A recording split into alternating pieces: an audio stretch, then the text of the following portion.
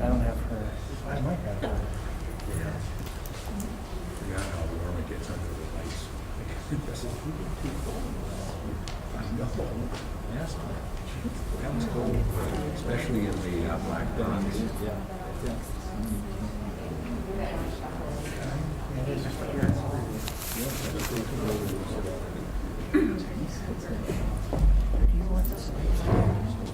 No, I think it's a little clumsy, but it's fine. Flexible and adaptable.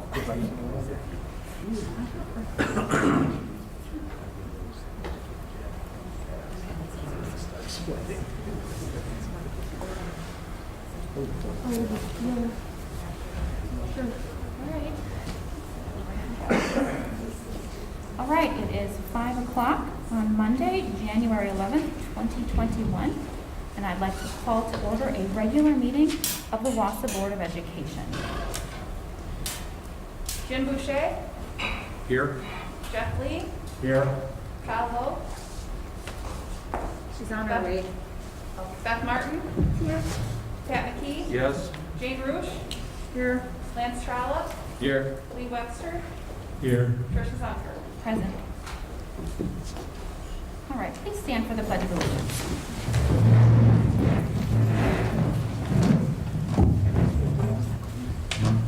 I pledge Allegiance to the flag of the United States of America and to the republic for which it stands, one nation, under God, indivisible, with liberty and justice for all.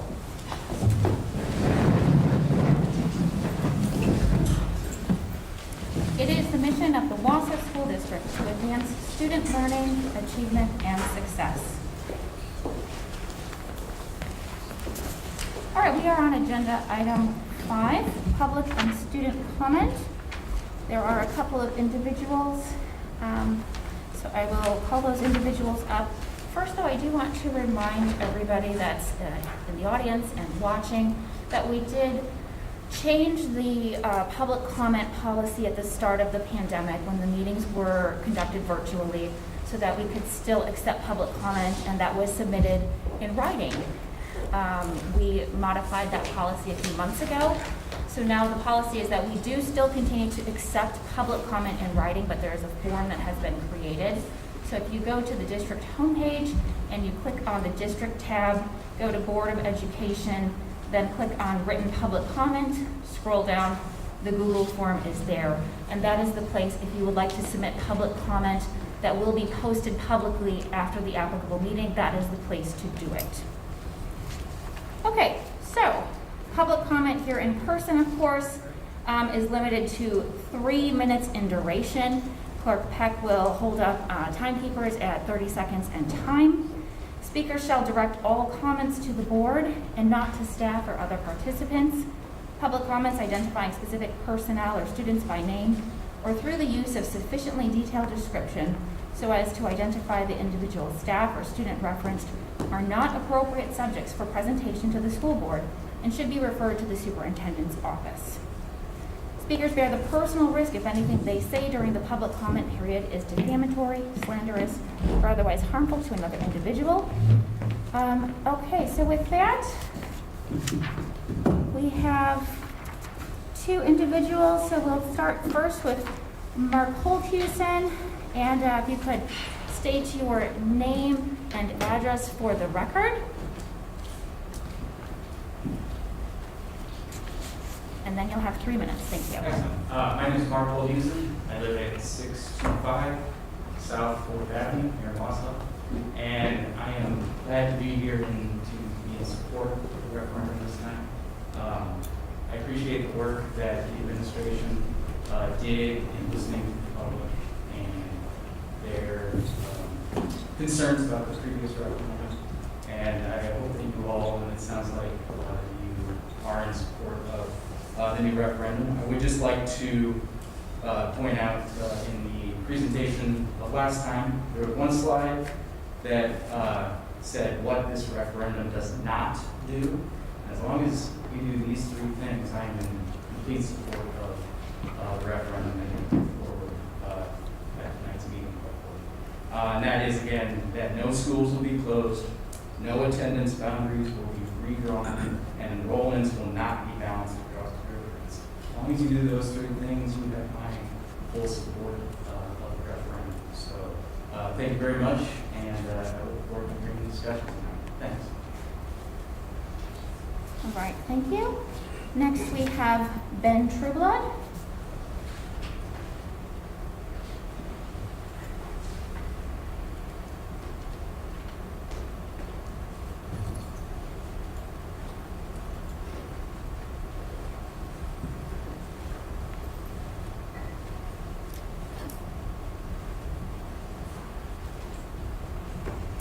And Mr. Trueblood, if you could please state your name and address for the record, and then you have 3 minutes. My name is Ben Trueblood. I live at 902 Stewart Avenue.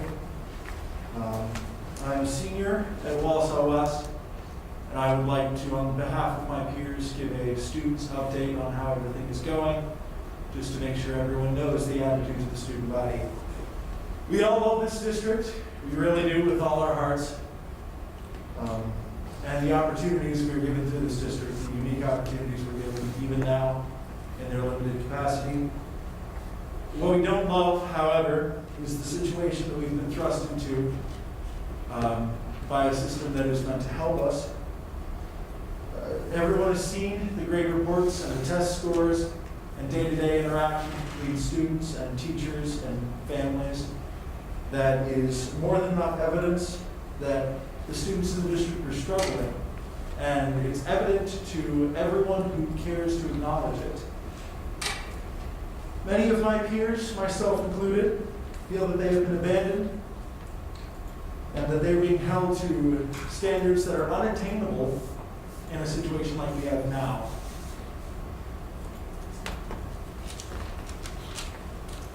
Comparing in-person and virtual learning is a fool's errand, and saying that they're interchangeable is even more foolish. It is becoming evident that educating for the future is a task that is too difficult for those charged to do so. Your students are greatly harmed by your actions, and most districts in the country have figured out a way to solve these problems. But now Wausau School District is unique, as it always is, but this year it is unique for the wrong reasons.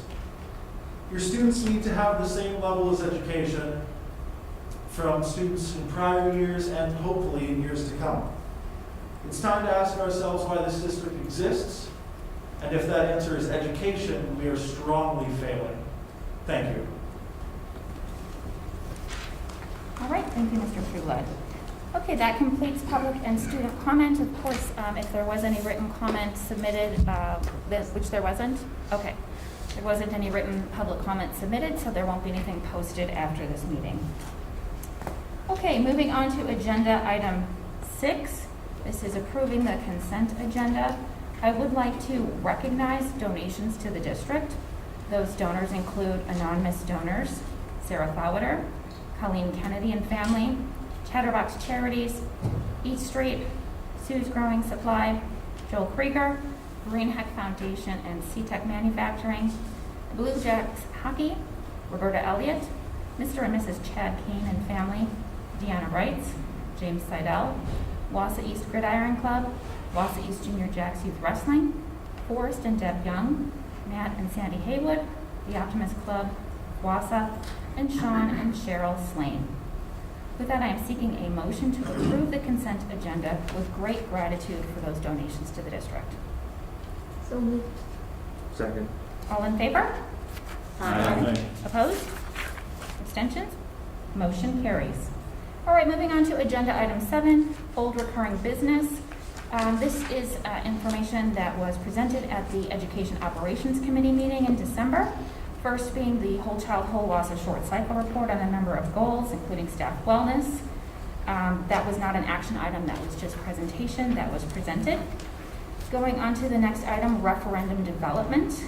We did have information presented at the Education Operations Committee meeting, and there is more information that will be presented tonight. So with that, I will turn it over to Dr. Hills.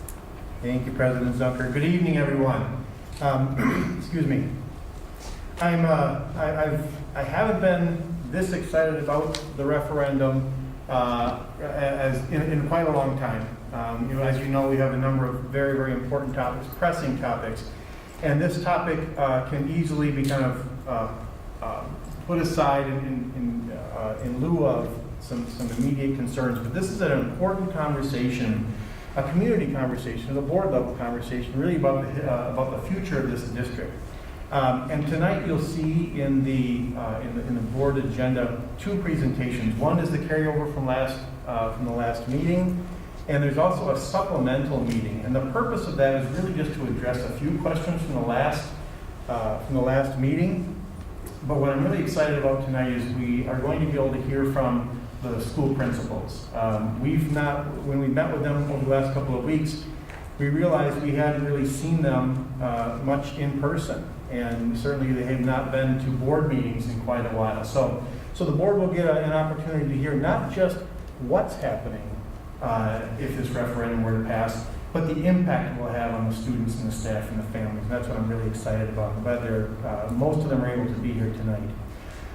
So I just want to take a few minutes, address a few topics from last week. And first, Cassie, did you pull up the supplemental for people at home? Okay.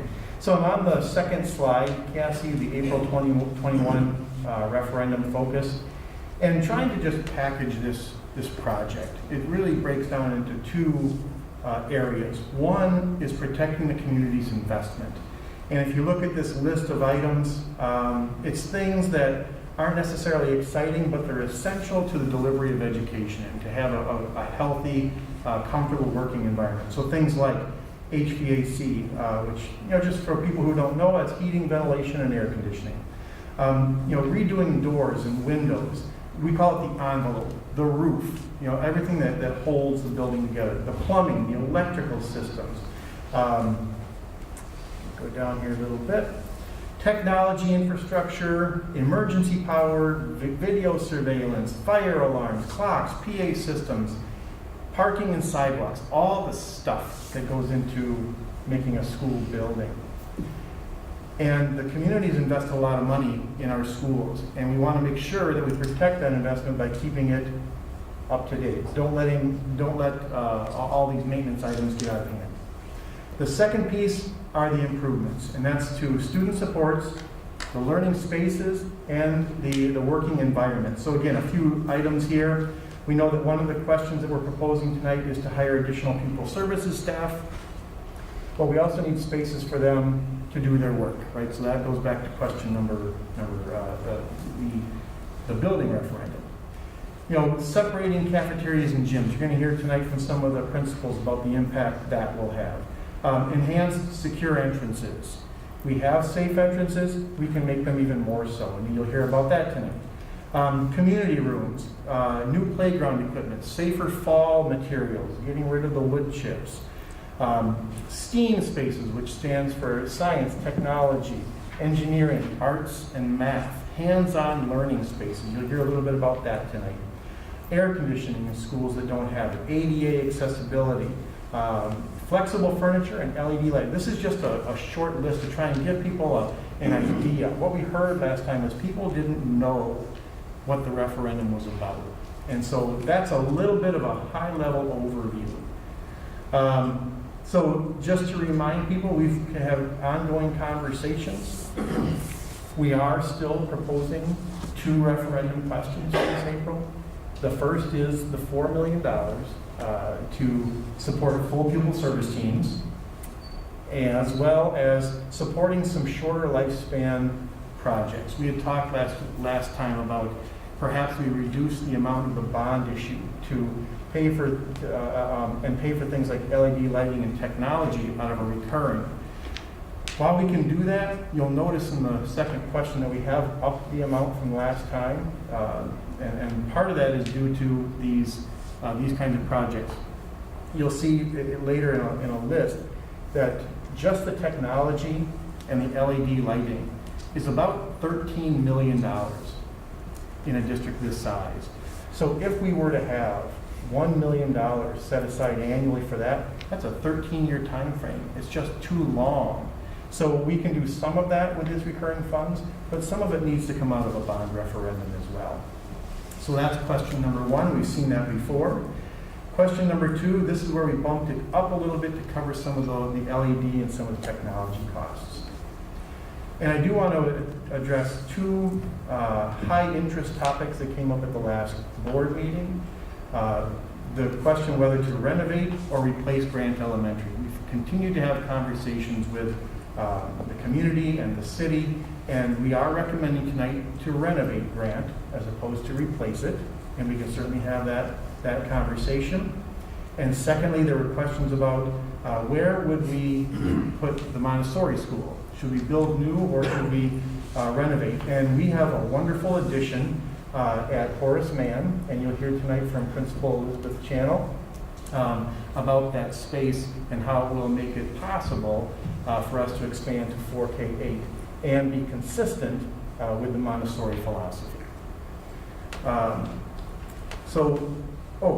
did put one more slide in here. As I was writing this, some questions from community members came to mind.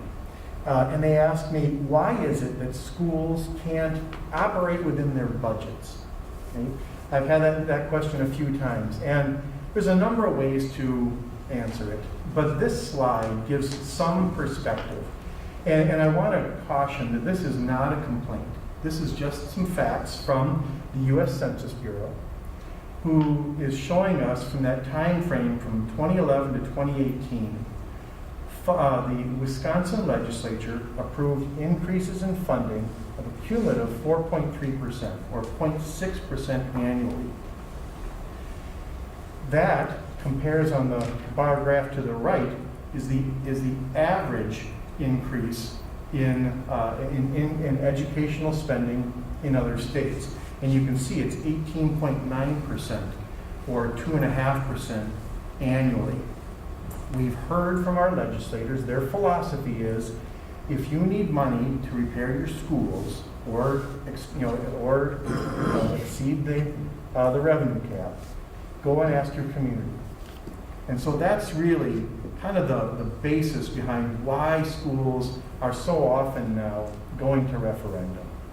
So I thought that was an interesting point, and I couldn't remember if we had shared that at the board level or not. So that's a few points from the last meeting, and I'm guessing you probably have some questions, but if it's okay with the board, I'd like to have you hear from the principals first, because I think a lot of your questions will be answered as they present to you.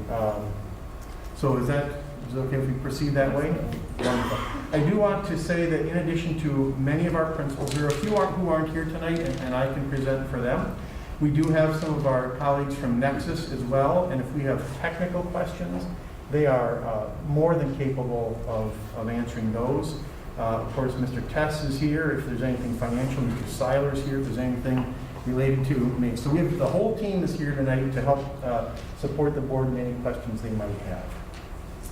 So with that, I'd like to move to the principal presentations, and we do have a scheduled order, and I believe, Cassie, you're going to shift to what we're showing.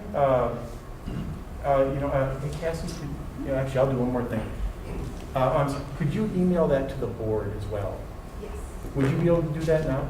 So, sorry, because the board can't see the screens that the community can see, I'll have Cassie email that to you so you can see what we're showing is the school building, the site plan, and just a few highlights of some of the topics or some of the project that would be taken on in that school. So at least you have that to refer to as you also then listen to the principals. Okay, it's been Did I give you enough time? All right, thank you. All right, so to start, we'd like to lead off with our host tonight, Mr. Pat Gallagher, who's the principal of John Muir.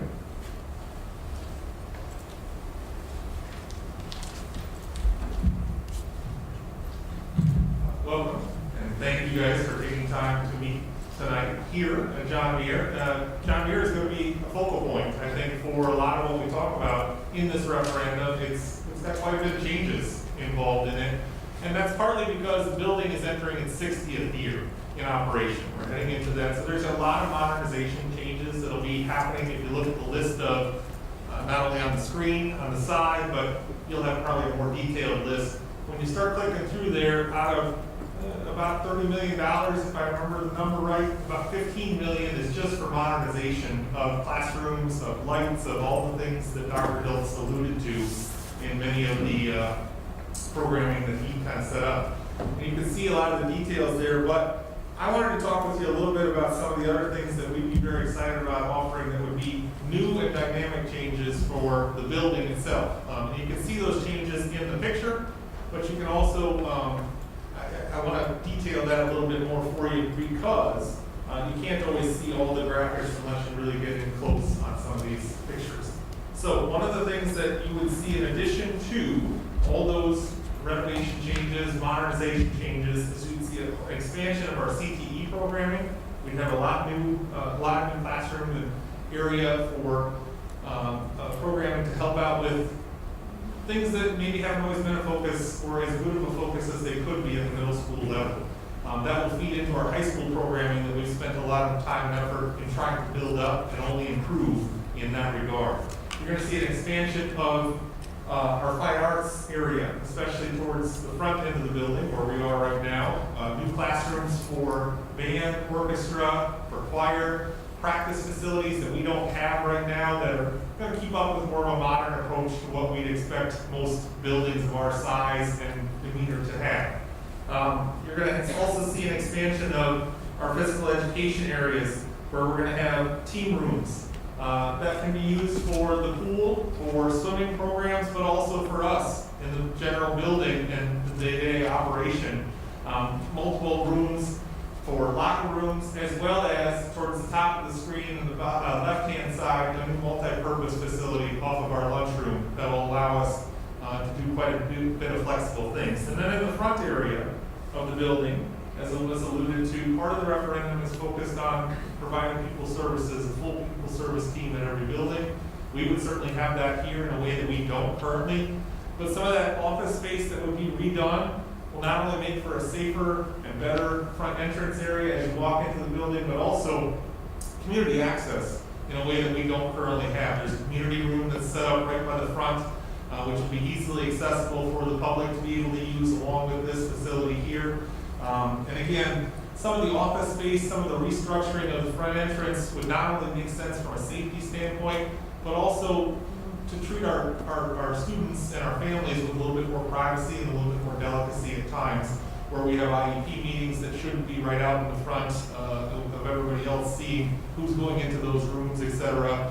Also some discipline concerns that we don't need everybody to see, etc. So lots of different positives that come from the building itself. One thing that I mentioned too, that I think is important for you to know about, at John Muir, the parking and the drop-off especially is not great. Okay, I experienced this as a parent for a long time before I came here as the principal. My wife and I used to drop our daughter off 4 or 5 years ago, and we used to call it the circle of despair. Okay, and I say that jokingly now because I'm actually responsible for that. But in all honesty, it's not great when we talk about 1,100 kids coming into the facility right now.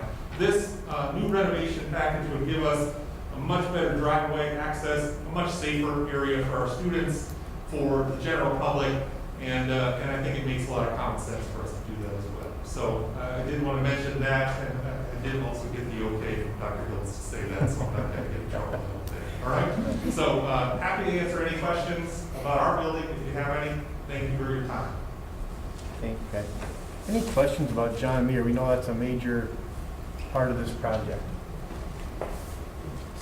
So the new road on the west side, is that the parent drop-off, or is that going to be a new bus drop-off? Correct me if I'm wrong, I think on the west side that is bus, correct, Pat? Yeah, it would actually be, so if you look at the drive, you're gonna bring people in up at the front, and then all the traffic will eventually exit out on 17th over here. and it would be a much smoother operation, I think, in general. Okay, so that'll be the parents going on the south and the west side of the building. And I believe that that's an option, although we still have some area up in the top. If you notice, there's two different parking structures up there, and we have area up on the top where we can bring in busing. I think there's a couple of different possibilities, in all honesty. And I'll plead a little bit of ignorance on this because many of these plans were developed prior to me taking this position. So I don't want to mislead, but I also think that we have a couple of different options. I believe that the big stretch of road is set up for bus traffic, however, more so than parent traffic. So the idea is to separate them. Yes.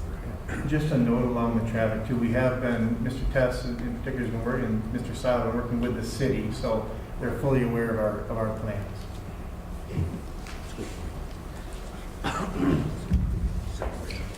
Just one more note, unless board members have more questions too. Thank you, Dr. Phelps. As you look at some of these plans, if there are labels, they may just be placeholders. None of the final engineering or architecture has been done. That's a fairly expensive and time-consuming process, and we don't want to do that unless this referendum is actually going to occur. So, Dr. Phelps, thank you. All right, Rob Phelps, principal at Horace Mann Middle School, our other middle school. Just want to say thank you to Principal Galligan for kicking us off. And as a parent of 3 future Highlanders, those changes look very exciting for my own kids. I'm going to touch a little bit on Horace Mann Middle School, which is 28 years old. Looks brand new in my eyes. I'll touch on 3, and then I'll turn it over to Principal Channel to go over the Montessori edition. So the big 3 at Horace Mann, number 1 is the safe and secure entrance. Again, it is safe right now. However, once our general public or visitors are let into Horace Mann, they're buzzed in and then they have access to our hallway if you've ever been there. So what we're looking at is that main foyer would then lead right into an office area. Our health office is right now right next to our foyer. That would be our main office area where we would have our SRO office. We would have some of the principal's offices in there so that our general public has to go through that office to get into our building. Very important. The second one is the addition of a community room. If you've been to Horace Mann, into specifically our library, beautiful area. It overlooks our front lawn. There's actually a second story to that, and there's a big staircase going upstairs. And this room, it's tough to access both at the same time or to utilize both at the same time because the noise carry over. So if we're trying to teach something upstairs, downstairs is just interrupted. So right now, our second floor with huge windows overlooking the front lawn is probably the most beautiful book room we've ever seen. So really, we want to utilize this space. So the idea for the second one would be to cut the stairwell off, include more floor space, and then have our library head upstairs to that second floor. That first floor space would be then used as a community room / flex room for classroom activities and some other things that we want to do at school in that large group area. The third one, you can see the addition on the most east side over by our Phi Ed area. This is for a weight room. Our weight room right now is in an old storage area, very far from our Phi Ed area. So we would like to utilize this not only for our students, for our Phi Ed classes, and for our athletic programs, but also for our staff members. Very important. And bring that real close to the gym. So those are the big 3. Maybe not as much as some of the other buildings, but very important as well. And I'm very excited about them. So I'm going to hand it off to Principal Channel to talk about the Montessori edition. Good evening, everyone. I'm excited to be here tonight to talk to you again. The last time I had a chance to present to the board was back in December of 2018, and that's where I had the opportunity to sit with the former Governance Council President, Jenny Peasley, and talk about Montessori and what we needed in order to build a more authentic school within the Wausau School District. I will follow Dr. Phelps. I'm excited about the changes at Horace Mann because I have 2 future Eagles that are coming up. So I'm excited to see that there's going to be a secure entrance at the building as well. Back in December 2018, I presented that our Montessori classrooms, as much as we try to modify, just really don't meet our needs. They're not large enough. We have a lot of hands-on materials in our Montessori classrooms, and we do a lot of collaboration, a lot of work on the floor, and we needed that for our students. We needed access to our restrooms. We don't have an effective entrance. Even though we have our Montessori entrance on the side of the building, that entrance is not secure, so we're not able to use that entrance at any point in time except to exit the building at the end of the day. So the Montessori addition here, in addition to some renovations that are happening in that bottom corner where we have a classroom currently, we are going to get to have our own secure entrance, which will be great for parents. Currently, if our parents show up to school late, they have to go drive all the way around the Horace Mann building to enter in that front entrance. And so with this plan, we would have our own entrance for families to be able to utilize all of the time. This plan also offers us 8 classrooms. We've asked for an expansion to 4K up to 8th grade. So we would have 8 classrooms, all with natural light, which is a part of our authentic Montessori environment for children and for the staff that serve them. We also have a common space that would be built in. I am very passionate about our Montessori program. I really want it to have this family feel that we can't have right now in our really fractured top stairs or upstairs and downstairs environment. We would have an opportunity to all be on one floor, be able to intermingle the way that we need to in that family feel, and that common space would allow us to eat meals together and do lots of other things with collaboration and fun programs. So I'm very excited about the possibilities that this plan has to offer. Thank you. Thank you. Board members, any questions about Horace Mann or the Montessori concepts? Do you have a idea on the rough cost of the Horace Mann changes? I know- I can get it, yeah. I know I think we heard a number from Mir, Yeah. but yeah, it'd be nice. It doesn't have to happen tonight, but it'd be nice to know Yeah. roughly what we're looking at. Absolutely, we can get that. Yeah. All right. Next would be Mr. Steckbauer. We'll talk about our high schools and then shift to our elementary schools. Good evening. I'm Jeff Steckbauer, principal at Wausau West. Tonight I'd like to tell you about a few of the bigger improvements that the referendum that we're proposing at Wausau West. Prior to those specifics, however, I just want to let you know, and I know Patrick beat me in this area, but I just wanted you to know that Wausau West last year, through we were in midst of a great celebration and then COVID hit, but we were celebrating our 50th year. So our 50th graduating class went through last year, and this year we're on to our 51st. So that's 50 years of wear and tear.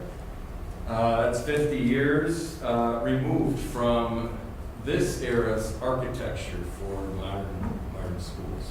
So I think, as you and many of you I know have been in our building, I think it's been taken care of very, very well over the years. But there are certainly some needs that we see in terms of modernization and in terms of upgrades that maybe things back in the late 1960s weren't really thought of or necessary. The first big one that I wanted to talk about is a number of folks mentioned already tonight: safety and security. As you can see in the green area, that the first part, the right part of that green area is a new front entrance. Certainly helps us, one of the things about the architecture of our building, which we hear often, is there's not a path that draws you into the front entrance of our building. So that certainly will help, and aesthetically it will work. But also the security, and I know Phelps talked about the situation where you buzz someone in, and we do that. We're very careful, but they have to get from the buzz-in station and move across the hall to get to the main office. So if someone had ill intent, they would they are in the building at that point in time, and we trust that they're coming in. and certainly we watch closely in all those things. But this situation would certainly make that a more secure entrance for us. The other thing with that would happen with this, with the new entryway is there'd be the main office, as you see in blue there, on the left side of blue, is where currently where the admin is. And we would move into that newer spot, which would then free up some space in that blue area. Because at the far west end of the building, we have these things called portables. There's 4 classrooms down there. And I think they were put in somewhere in the mid-90s. And I think at the time, they were kind of thought to be somewhat temporary, but they're still there. The temporary nature in which they were built is starting to show right now. So we have some rot coming up. They weren't put on regular foundations or anything like that. So those would be demolished, and then we would recoup some of that space in the main office area.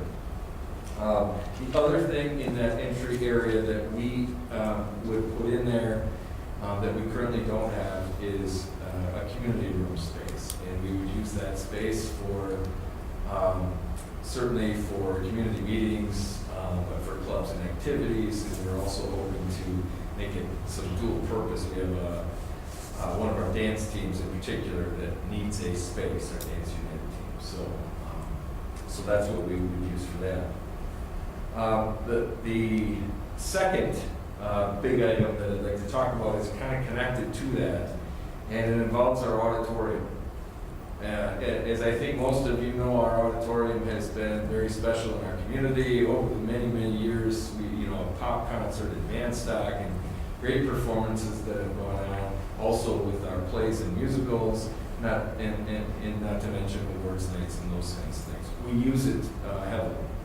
Over the years, we found that one of my wishes where it is not accessible to someone with mobility issues. They either have an option of sitting at the very top, or we can, if we have to, we can get them onto the stage, but nowhere in between because we have steps. So part of that new space, there'd be a ramp that would go down and offer opportunities for people to be more included in that environment. The other thing that's been brought, I'm not a play or musical or music person, but I know that I've heard this from our music folks, our play and musical people. We don't have, it's kind of about our auditorium. It's wonderful in many ways, but the one thing it doesn't have that is often needed for those kinds of events are wings, so that people can come from off stage and on stage and those things. We don't have that space, and so this current proposal would take the areas that are currently on the north side of the stage, dressing room, green room, and on the south side of the stage, which is kind of a scene shop, actually not very functional as a scene shop, but it's a very small space. But they would open those areas up so that our groups could utilize that space off stage. So in talking about the scene shop, the other thing, in place of where the portables were parked, the scene shop, a real scene shop, would be kind of constructed behind that for our folks in that area. The other parts of the upgrade that are needing to happen, we have, that would be included in this, would be an acoustical clamshell. We do have a portable one. If you've been up close to it, something needs to happen with that. We need to upgrade on that. But this would be something more permanent for our space, not something you take down. And, our current clamshell we take down and we take over to the Grand, for example. This one would not be something we could move that easily. We also need to have an upgrade in the sound and lighting. And so with all of those things, I think it would really modernize auditorium. I think that our auditorium affects all of our students and also, a large part of the arts that have been so successful in West history. The third item I'd like to share is the lighting of the outside athletic areas, and I'm going to kind of speak about East and West with this one. Because over the years, we have similar backyards in terms of facilities, and over the years, that's been something that most of our booster clubs have tried to, at some point, fundraise for. We're always, especially late fall, early spring, we're fighting darkness, which means we have to, get kids out of school sooner than they maybe normally would. It also, by having lighting and allowing us to start later in the evening, it would allow students to have their parents there, and this may not sound like a big deal, but also their peers there. When our kids get to go over and play in the East Bay Complex for soccer, for example, they love it because it's at night, and it's like football then, it's like basketball games, and their peers get to come and watch them. So I think that would be very beneficial for that. A couple of other added benefits you would have for lighting those athletic areas. Certainly community use with our our youth clubs that would that run tournaments and things in the summer. It gives them more time in a day to get games in. And it also may help us host some WIA events. So that's kind of what I had. Does anybody have any questions about the West renovation?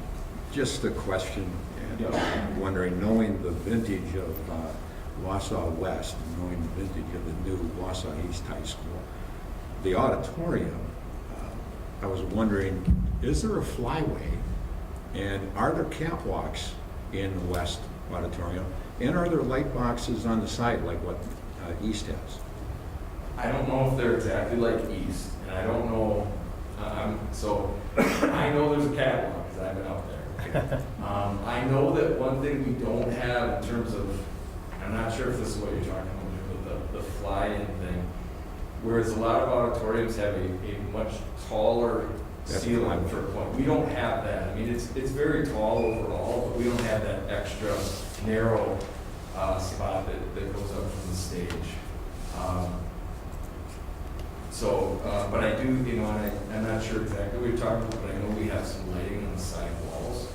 Right, and if I remember, those are just on brackets, which students, then if they're going to do the lighting, they've got to get up on ladders and things of that fashion, whereas the catwalks and the light boxes at East, that's set up so that they can take care of the lighting without having to be in a dangerous situation, being on ladders and that, and that's what I was alluding to. Right, yep, thank you. My only comment is I noticed that this takes away the natural light from the art room. Yeah. And I know there aren't many windows in that building to begin with, and now we're going to take away two great big ones. I thought the same thing because if you've been by recently or the last few years, especially our teachers do a really great job of decorating those windows, and it's kind of a nice walk up to see the projects and things that the kids have done. So I hear that. That's kind of our interest, so it's hard to keep that, I guess. And I guess with the upgrading and the lights, maybe that will make up for the loss of the natural light. Jim, I guess I'm surprised that there are no, given where West has been with capacity, right, we've been at or near, it seems like from just a space perspective. So there's no need for classroom space, for shop space, for any other, I don't want to, obviously the auditorium is educational too, but I'm just surprised not to see something being done relative to classroom space. Well, in terms of a little bit of classroom space we gained through the last referendum, we had talked about that. Right now, so when we were, maybe 10 years ago, well, it's probably longer than that now, probably 13 years ago or so, when we were edging towards 1,800 students, we utilized our space a little differently, number one. But as we, along with most or many districts in the state, declined in enrollment over the last number of years, what we've done is we've gained some district types of programs. So I think we can make, we definitely can make things work as it is. I know that some of our original conversations included some additions of classroom space. Obviously, you can't have everything, but I say that meaning that would be really great to some degree. But I also don't think that it is critical at this time, for sure. The one thing that, as we look at the projected numbers, it looks as though we're going to kind of head up and then level off. At least at this time. Depending on what happens in the future in Wausau and the west side of Wausau. Right. Well, and that's where my head was at, is if we're going to get one bite at this apple for the next coming years, as long as you guys are comfortable that we're, thinking down the road 20 years, there's not going to be a need, that's fine. Yeah, and I know when we talked about those 4 rooms that come out as the portables come out, we were looking very closely at that as in terms of equitable space that we're recovering through that office area. So I think we're looking at that closely, Pat. So, if I could, this might be a good opportunity to talk about the high schools in general. We, as you can see in this proposal, this is mainly a K-8 proposal, and West. We were looking at a number of potential projects at Wausau West. There's even a few more at Wausau East, frankly, that we were considering. Part of the balance in a referendum is finding not what are the critical needs and what's the affordability.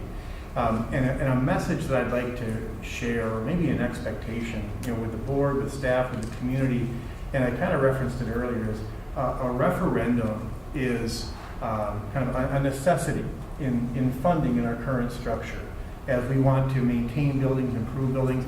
And frankly, what I would be asking the board to have in mind, and the community to have in mind, and the staff, is that we're at a current level of funding, a current level of support from the community right now, and they're very generous. And as we know, in this proposal, we have a unique opportunity to offer this large investment with zero tax increase.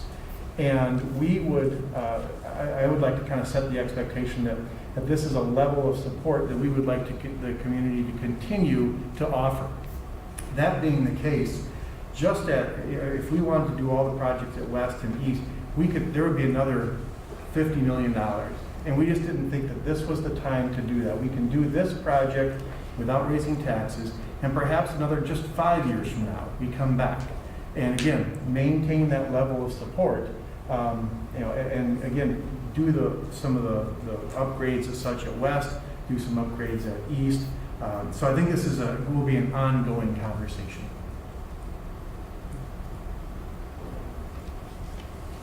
Other questions about West? Thank you, Jeb. Mr. Bushman and Ms. Young were not able to be here tonight, so I'll just point out a couple about at East. It's that secure entrance that we've been talking about. And I want to make a note about secure entrances. Not only are they more secure, they're also more welcoming. You've all been to schools. You buzz in, and then you have to find your way to the office. In this case, you come in, and you get to talk to a person. And so in addition to being more secure, we also like the more personal greeting that it will offer as well. And in addition to the secure entrance at East, we also create a secure entrance at EEA. So that would be a completely secure building. Mr. Steckbauer talked about, for instance, the athletic lighting. That would be an investment at East as well. And he talked about some of the benefits of that. I don't know if you're showing East and EEA right now, Cassie. I don't know if people have questions about that. I could speak to those if need be. Okay. And of course, we can We do have a special meeting scheduled next week, so you do have a week to look at this and ask any other questions. Mr. Boucher? I was just, very concerned about entrances and that, and I know that many of the buildings, if we're going to keep all the buildings that we have, got to make sure they're all secure. And with all the different things that have happened around the country, going all the way back to 2000, that has to be a major concern. No matter how many numbers of kids we have in our schools, they're going to be coming in, and the people that are working there, our staff has to be safe. And so I like what I'm seeing, if I'm seeing it correctly.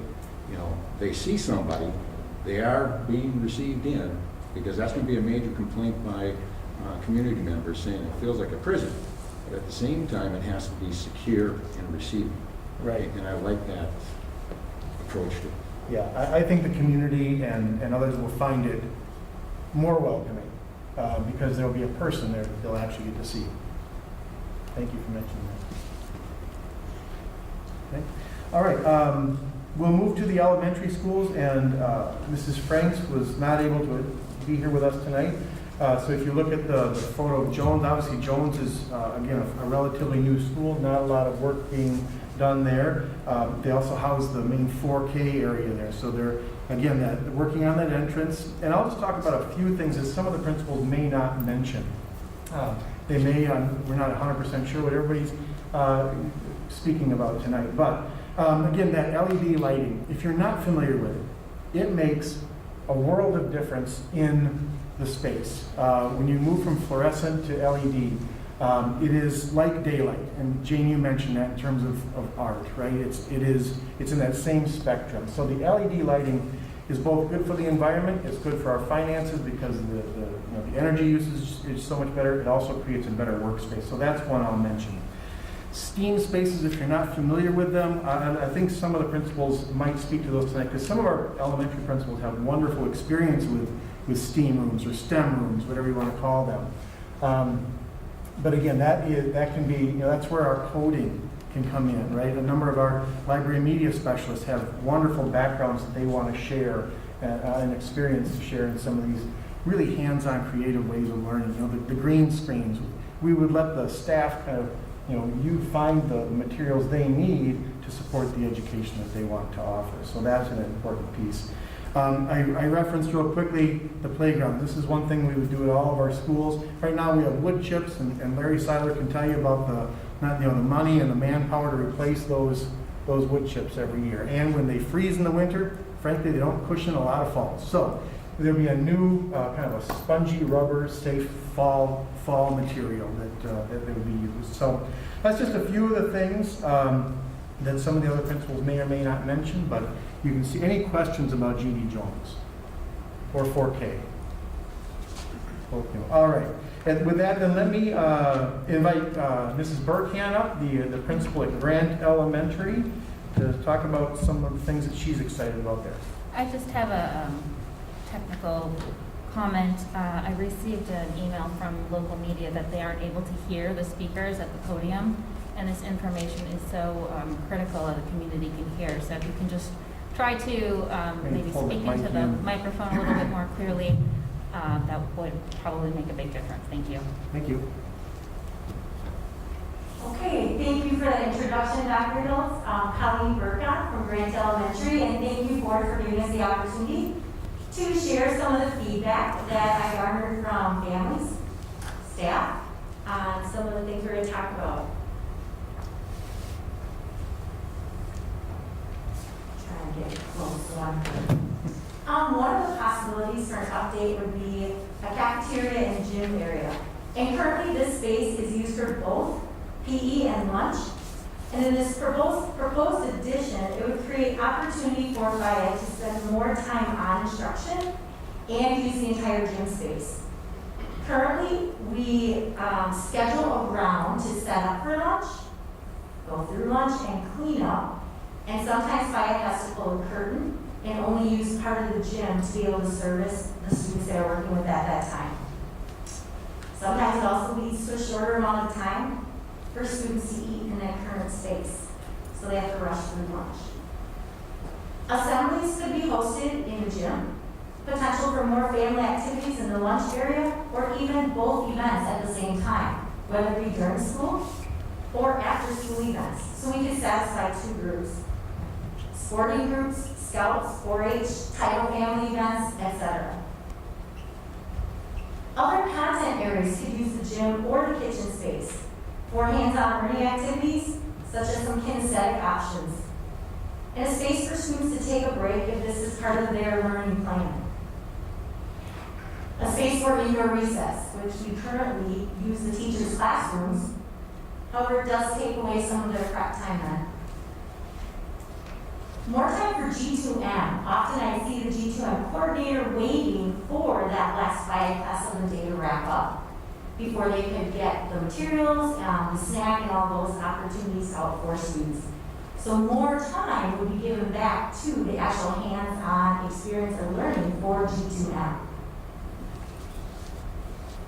Possibility of a space for wraparound care or child care, correct? We don't have that. And a few families shared in a survey that'd be something they'd be interested in. Few meaning less than 10%.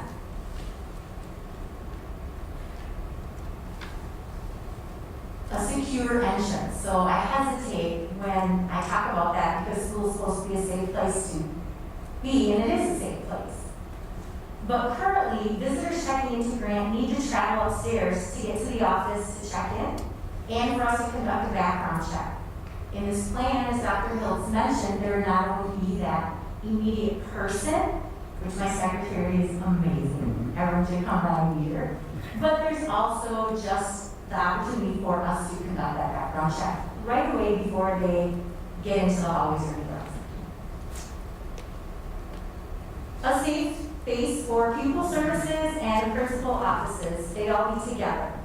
It would be a safe space, a private space, especially when we have outside agencies working with families and students. And we never know when that need is going to arise.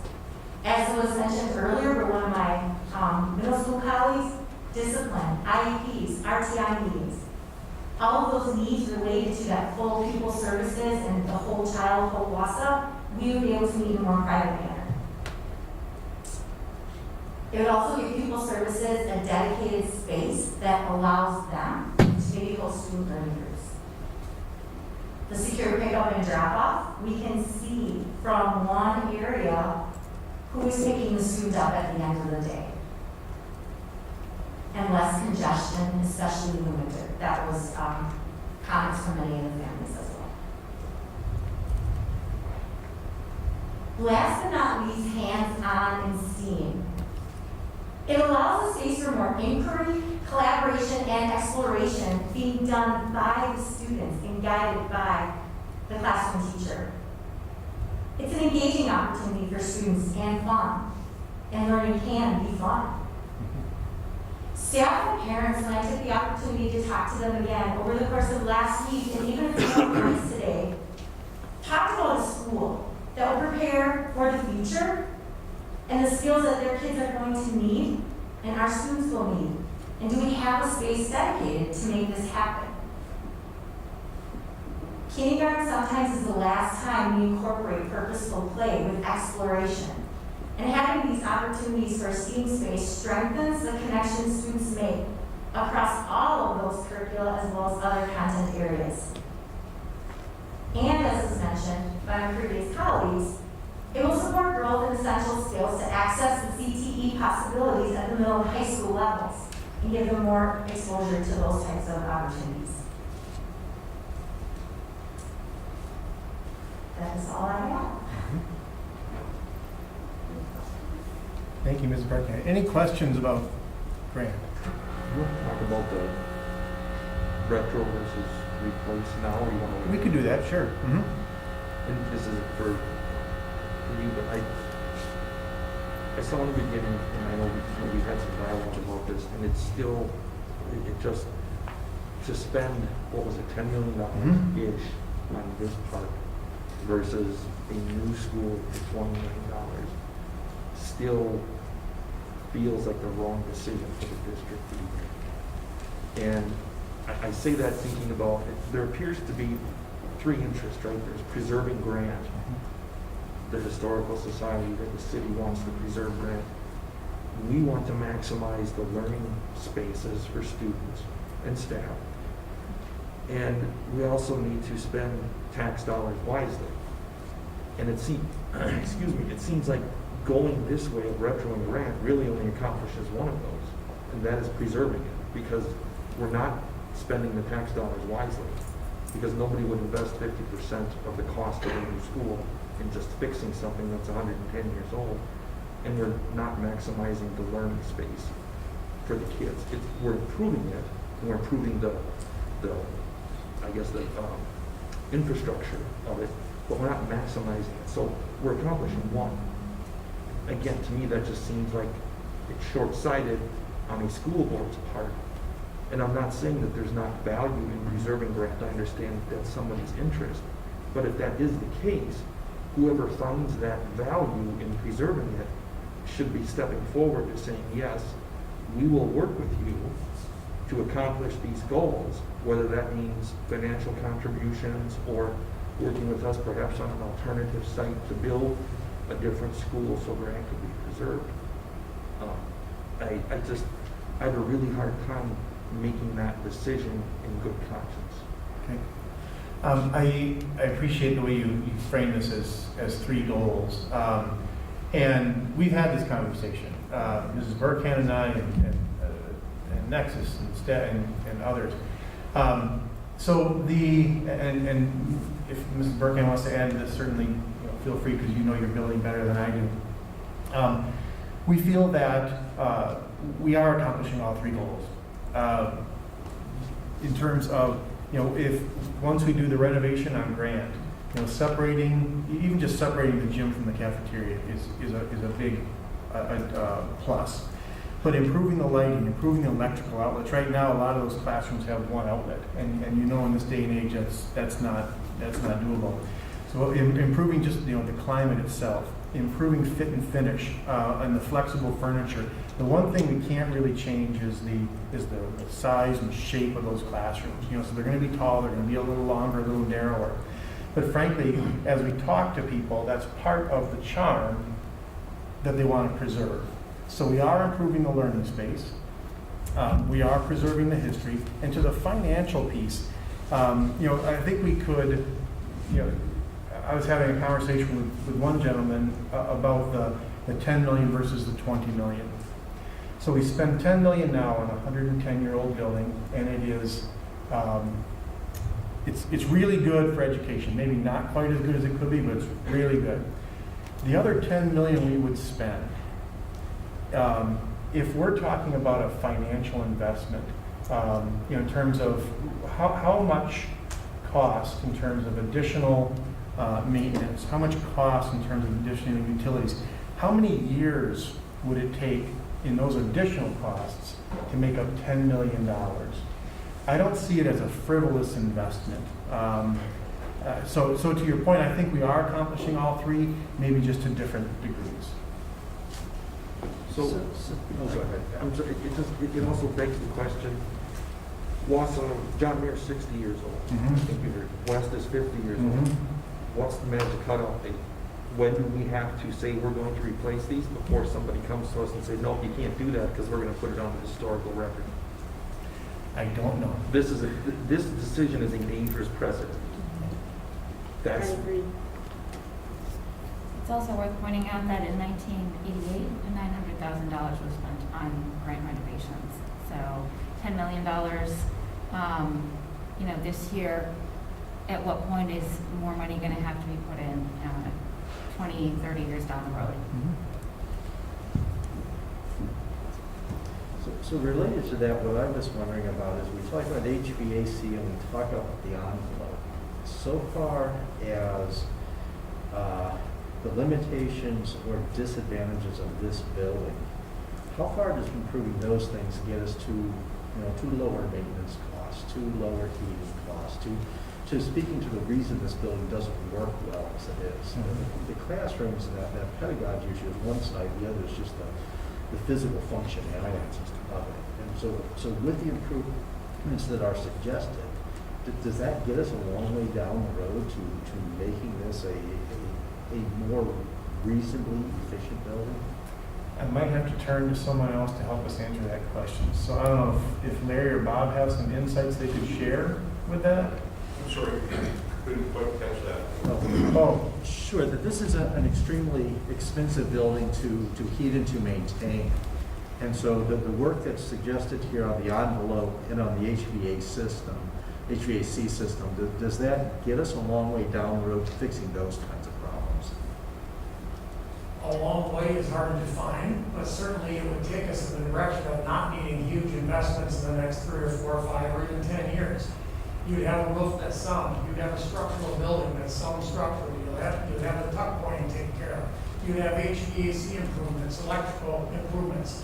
So you certainly would be pushing a lot of those additional investments needed down to 5 or 10 or even longer. It's a structurally solid building. We're going to get something out of that 10 million. We're going to improve that building to the point where we don't have to budget as much in the next 2, 3, 5, or even 10 years. Now, specifically, if Larry has more to add on that, with specific projects, but we certainly will get our money's worth from that $10 million that will be put into the building, or we wouldn't have to do it for the next several years.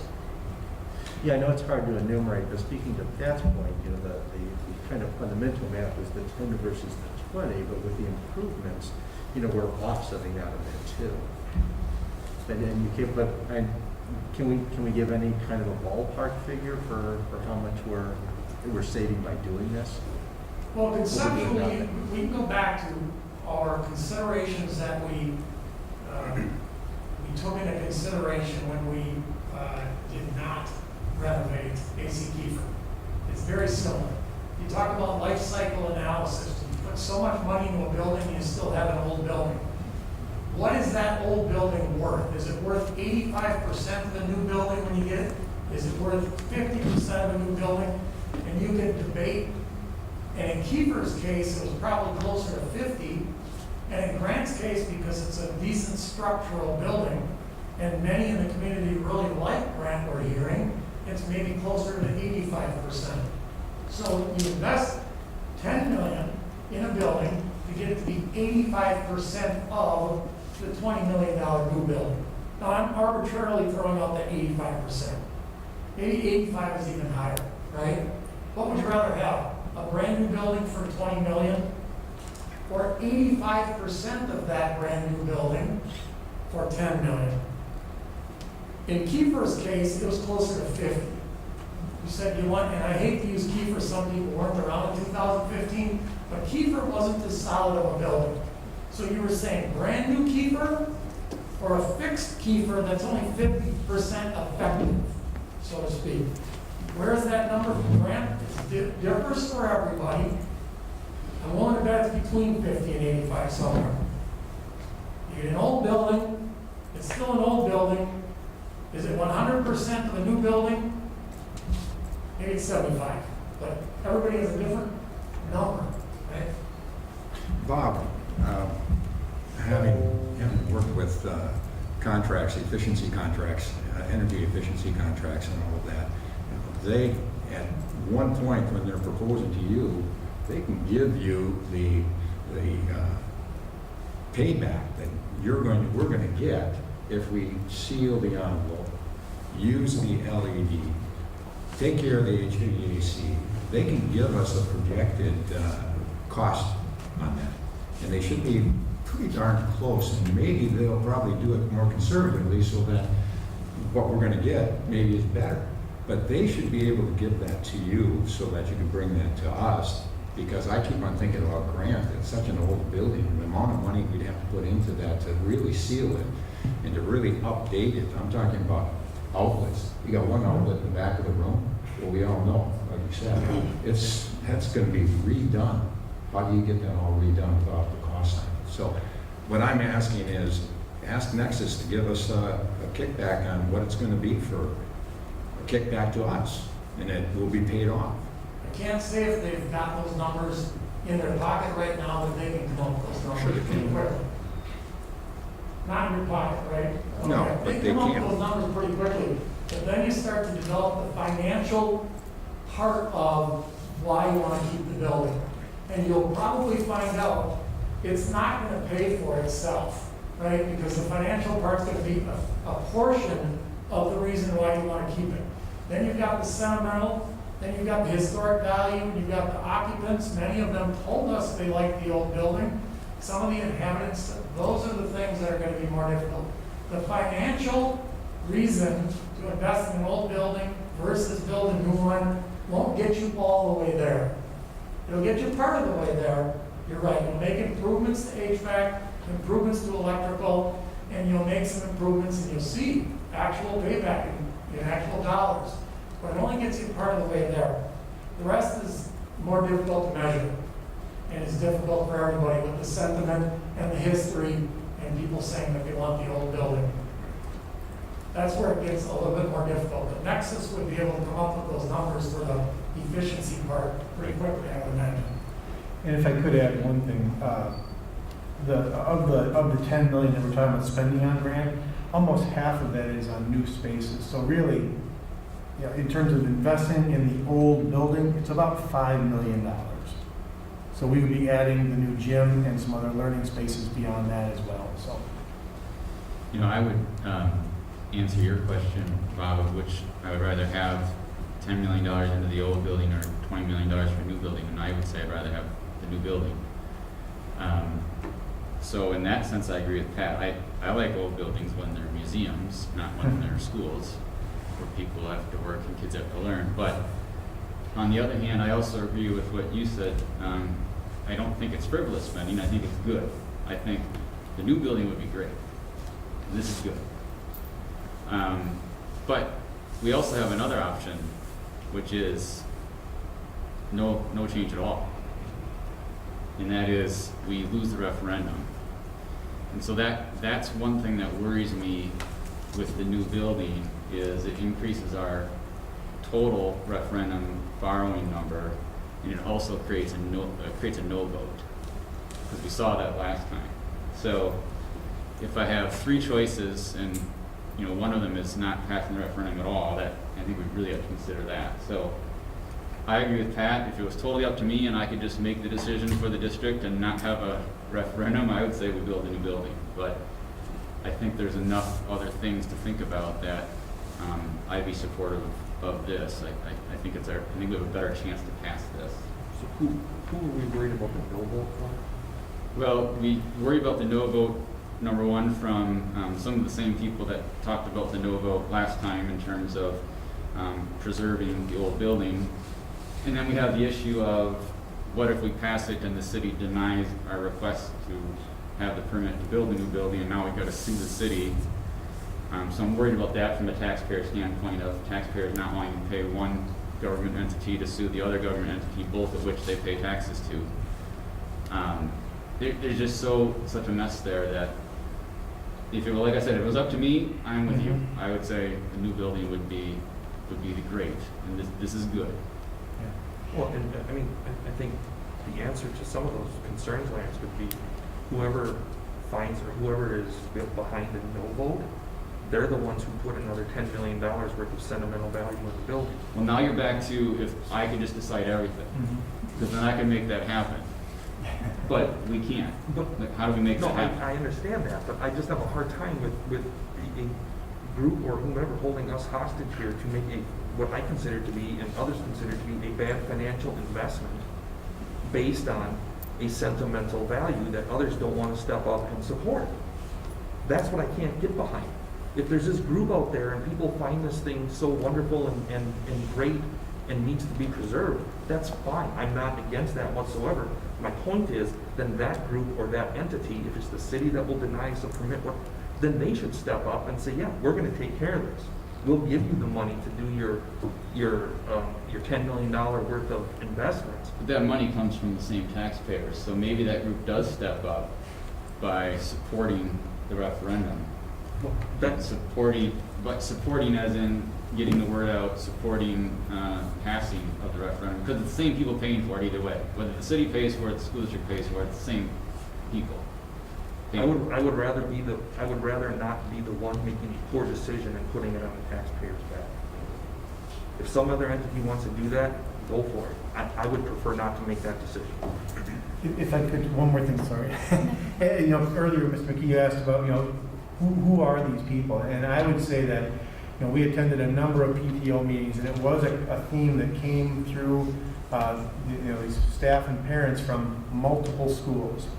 And it wasn't just the closing of a school, it was the Grant building. So I don't think it's a specific entity. I think it's a general sense that it's what we've received from our conversations. And as you know, we tried to make this more of a grassroots kind of a communication effort. And in those grassroots conversations, that's the message that we're hearing. That's what we're sharing with the board tonight. It's anecdotal, but it was fairly consistent. I think I'm with Lance too in that, we have to do something. And obviously I supported a new school with the previous attempt of the referendum, and that didn't pass. And we've talked about ways that we're going to have improvements if we do pursue referendum as it relates to communication and getting that message really clear out in the community. But I don't think it's a waste. I don't think it's spending money foolishly or frivolously, because the educational experience of the students in the Grant building will be significantly improved with what's being proposed with this $10 million. So I do support this. I mean, I supported a new school, a modern school. And I like your idea, Pat. Hey, can we keep the building? But there's no place for a new school. That would be the perfect situation. But of course, where that is located, there just isn't the land space there. So I am in support of this as it's proposed for Grant. There are only maybe 2 buildings in the district that have any maybe nostalgia-worthy architectural value, Grant and Marshall, and the one before that was the Old East. And the Old Shane, 15. you might have been on the board at the time. Did we have this kind of reluctance when we proposed the new East be built? I wasn't on the board at the time. Okay. No, I don't remember. But looking around the room, I don't think anybody else was No, because employed here. we were going to a new site. Not tearing down the old Yeah. building. Not tearing And there down. was a plan to save the oldest part of the building. Sure, okay. I think the clarification that $5 million of the investment is actually on new addition is helpful to me as well. That makes me even more in support of it, even though I still am with Pat that it's not perfect. It's not what I would do if it was 100% up to me, but I still support it. That makes a difference, knowing that at best. Should we continue, and then we can certainly continue to answer any questions, revisit this. So at this point, I'd like to invite Hawthorne Hills. Lizette, could you come up and speak to Hawthorne Hills, please? Lots of big changes at Hawthorne. Good evening, everyone. I'm Lizette Morozek, and I'm the proud principal of Hawthorne Hills Elementary School. We are so excited about the opportunities that the referendum can bring our school, especially moving it more toward 21st century learning. One of the things I'm really excited about as well is safety and security. If you notice, it would come out a new entranceway. Right now, as many buildings have said, they walk into the building, they're beeped in, they can have access to anything. We really want them to come directly into the office so we can direct them from there. Also, another great feature is the the road that would actually go behind Hawthorne and connect up in the neighborhood behind. That gets rid of our dead end problem where we have lots of traffic and congestion and those types of things. So this would help with busing, this helps with parent flow. When I first came to Hawthorne, the teachers warned me about the end of the day. And I thought, we got this is okay. It was like an out-of-body experience and what that's like. They do a phenomenal job, but it is like air traffic control is what it's like. So this would really help with security for students. I think parents would be much happier. Also, another thing that I'm really excited about is a separation of the cafeteria and the gym. Really, student learning should guide their schedule. My gym guides my schedule. And as other principals have said, kids don't have enough time to eat. We were pushing them out to try to get the FIAD equipment in, and it's just not the best for students. So everything that we're doing is really to promote student learning. The other thing that's super exciting is the STEAM room. I come from the Howard-Tonko School District in Green Bay, and we had a STEAM room. And it was such a phenomenal experience for students to be able to go in and maybe do robotics, or the teacher could look in and do suspension bridges. Kids would integrate math, technology, critical thinking, design, creation. And it was for all students. And I'm also a GT teacher, but I went in and taught every student robotics. It was amazing to see students that weren't successful academically, but became very successful with robotics. And it just was so wonderful to see them passionate, excited, and really successful in something. So, those are some, I have many more. I could go on for the rest of the night, but we are really super excited about the opportunity. Any questions for me? Does that, I think we talked about this one before, but does that new road create any additional potential building sites such that that land would have some increased value back there, or is it not good for building? I think it's too steep and rocky, but I don't know if we've looked into that. Potentially it could. I don't know that we're in the development business. No, we're not, but if we have a road that just randomly goes through and we're not using the land and somebody wants to build houses on it, we probably wouldn't say no. You could potentially sell that off for building lots. It is steep, it is rocky.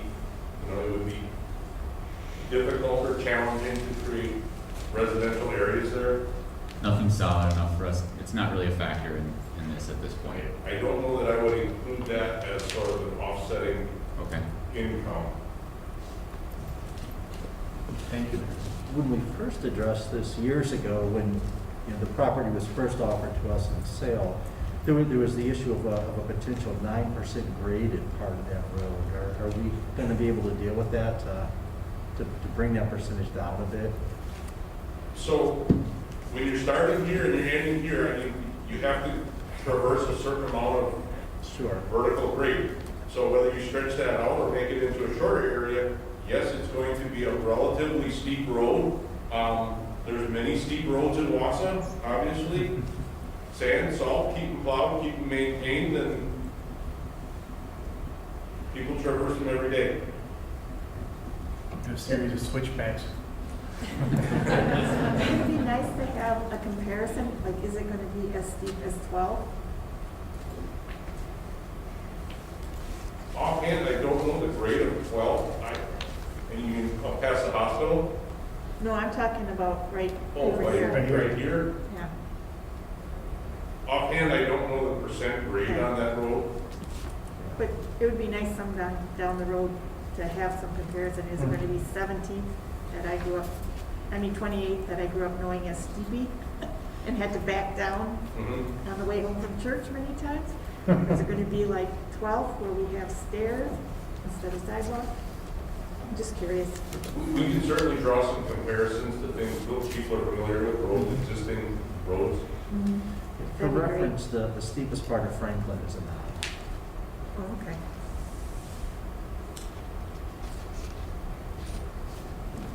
Thank you. Thank you. Yep, appreciate it. All right, I'd like to invite Ms. Patterson up. John Marshall. Good evening, board. My name is Amanda Patterson, and I proudly serve the John Marshall Elementary School as the principal. Thank you for having me here today. I'm excited to talk about our plan for John Marshall. We're currently in the midst of our 98th school year at John Marshall, and we really love our school. So we have a lot of really great things that we are proposing for John Marshall. However, I'm going to kind of talk about our big 3, which really focus on student safety as well as student learning. So our first one is having a secure entrance. And like Dr. Hilt said, it not only is improving safety, it's also much more welcoming for our families and community members. John Marshall has a really strong partnership with our neighborhood, and we want to make sure that we continue that partnership, and I think having a really welcoming entryway is going to help us with that. Our second one is improved traffic flow. If you've ever been around the John Marshall block at the start of the day or end of the day, we know that things are kind of crazy around there. So, as with that, we are adding a safer bus loading and unloading zone through our parking lot with a separate lane. For that, it will be off-street, which makes it a lot safer for getting our small kids that are getting on the bus and those students to a safe place and getting on and off the bus. With moving our bus loading and unloading zone to an off-street site, it means that we have another large area that we can then switch to parent pickup and drop-off locations, which also helps get parent cars off of the street. We would add another indent on the other side, on the Broadway side, and we would have the ability for parents to not be parked right on the street. It would get them off the street, which also makes it safer for our students at dismissal and when they arrive. Our third and probably most anticipated, all of you have talked about this in the past, as well as all of our staff and students in our community, is having air conditioning and ventilation upgrades. I see it as an opportunity to gain back instructional time due to challenging temperatures in September, May, and June. Also, our heating system is very loud. It interrupts class time regularly, year-round, to interrupt student learning in that way. I'm very proud of John Marshall's high achievements that we have seen. Our staff and students have worked really hard. I can only imagine our achievement when the additional focus that students are going to be able to have without loud noises from the heater, as well as having comfortable temperatures year-round in their classrooms. I'm very excited about all of our plans that we have for John Marshall. That's just kind of our three big ones, but we're really excited about it. Do you have any questions? You know, I'm glad you brought up the instructional benefit of air conditioning. And I would add also, it's an equity issue. It's really unfair that we have students in climate-controlled rooms in some schools, and then we have students in other schools and staff who come in, you know, they're upstairs and it's 90 degrees and they're trying to listen to their teacher while they're sweating all over their desk. And it's more often our city schools. And it's just not fair. So it's one of the things I like most about this referendum. I think it's going to make a huge difference. I did hear that it's 98 years old, so that means we only have 2 years to replace it. Is that the magic number? We're trying to get to our 100th birthday. Average life expectancy is 100. Do we have a number for this? How much we're putting into this So- versus what it would mean to replace it? Replace, no. We probably do. I'll take, what we had planned tonight was more of this kind of helping the board and the community understand the impact of the project. We'll have a list of costs kind of broken out for you. We'll send it out ahead of next Monday. I know half of the project at John Marshall is air conditioning. We can probably get a replacement cost for you. Yeah, and I just remember from the last time we talked about referendum, that the cost for that was quite high to put into that old building. I told Amanda, so when you come in, just say, John Marshall, air conditioning, mic drop, walk out. Definitely need it. Other questions about Marshall? All right, thank you. Thank you. Next, we have Colleen Woolley-Jepson from Lincoln.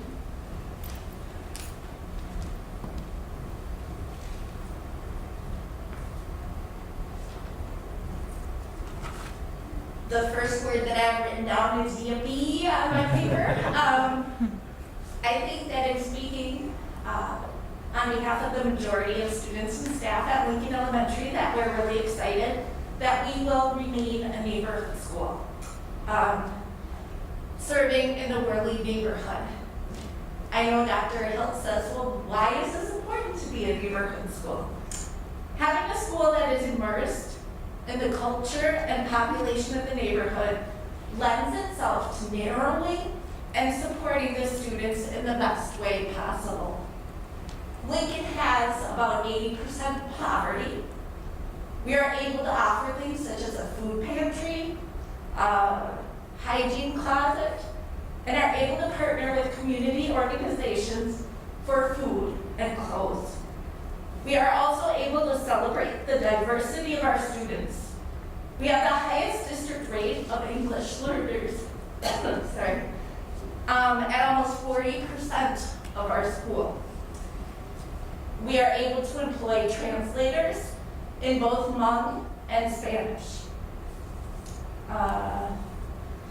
Our social worker is able to focus support based on our family needs, which is much easier to do with a smaller and more intimate school to know our families. So the first celebration of this referendum is maintaining our neighborhood school. Thank you.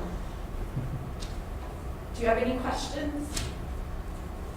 I think we want to hear some specifics about what's happening at Lincoln. Is this new big large space in the green, is that a new cafeteria or a new gym? Oh, so that's there's a couple exciting things happening. And I did have those, I just didn't want to talk too loud. There is a proposal for the creation of a separate gymnasium and cafeteria. And this is super important. At times we have over 200 kids crowded into the gym for lunch, which is definitely a safety issue. Challenge for supervisors to really keep the kids safe. And I know some of my colleagues shared also why the cafeteria and gymnasium are important. I'm also excited that they're moving the office area to that green area. So the office and people's services will be near the parking lot. Right now it's on the road, and a lot of people don't even know how to get into Lincoln. So to have it more located so we can see parents coming in, we can see the kids on the playground. It's really a safer and more secure place. So the main entrance will then be on the north side in the new addition? Correct. Yeah. And it's really tough.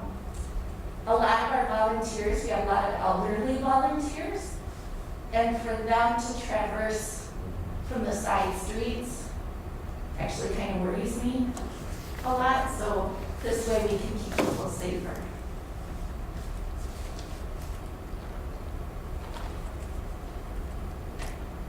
Any other questions? Thank you, Colleen, appreciate it. All right, if I could invite Maureen North up to speak to Maine Elementary. Good evening. As some of my colleagues had said before, at Maine Elementary, we are really excited about the idea of a separate gym from a lunchroom, because that should never drive an instructional schedule, and it does. And so with the addition of the gym, we also have the addition of a community room that would be there, and another parking lot that would be off to, just to right off the south end of that. And we've done some, because as many schools do, at the end of the day, it's hectic, and the traffic congestion is kind of crazy. But that's only for about 15 minutes of your day. And thanks to Brian from Nexus, we were able to think out of how the traffic flow, how we might make things better with actually not having to redo any of our entrances, but having the addition of that gym and that extra parking lot is going to give us yet another opportunity to do that. In addition, we would have the STEAM room, which we currently don't have, a combination science and STEAM room off of our library, and a receiving area that would be not, where trucks would not have to go through the playground to deliver items. It would be a separate fenced-off delivery area away from kids playing on the playground, which I really like. And then we would have some renovated space. Our health room is really, really small. I think it's 7 by 12. And so we're looking to expand that for students, and then also expanding our I shouldn't say expanding, but reconfiguring space that's already there, but reconfiguring it to include pupil service suite for guidance counselors, social workers, psychologists, and it'll be located near the special ed room, and it'll have its own conference area. So those are just really great things that I'm excited about, and we'll also have more than one staff bathroom. Yay! Thank you, Marie. Questions? Well, if our referendum passes, this should happen about the same time that they're putting the roundabout in at that awful intersection. Oh. That'd be wonderful. Well, there we go. All right. Thank you, Marie. Thank you. And I got out of order here. I apologize. Mr. Beck, do you want to come speak about Hewitt, Texas? And Cassie, sorry, you'll have to back up on this slide.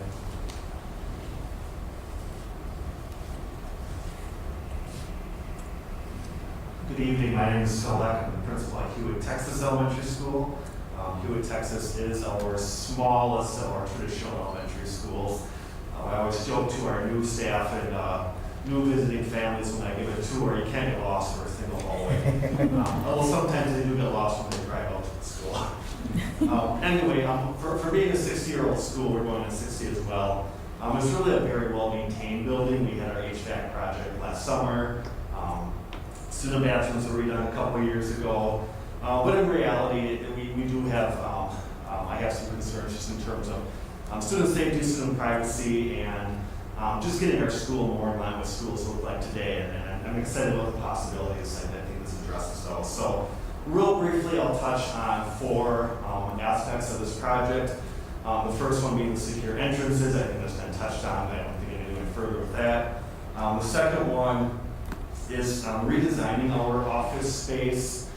Right past our office, we have a large room that's used as our conference room / it's our book room, resource room.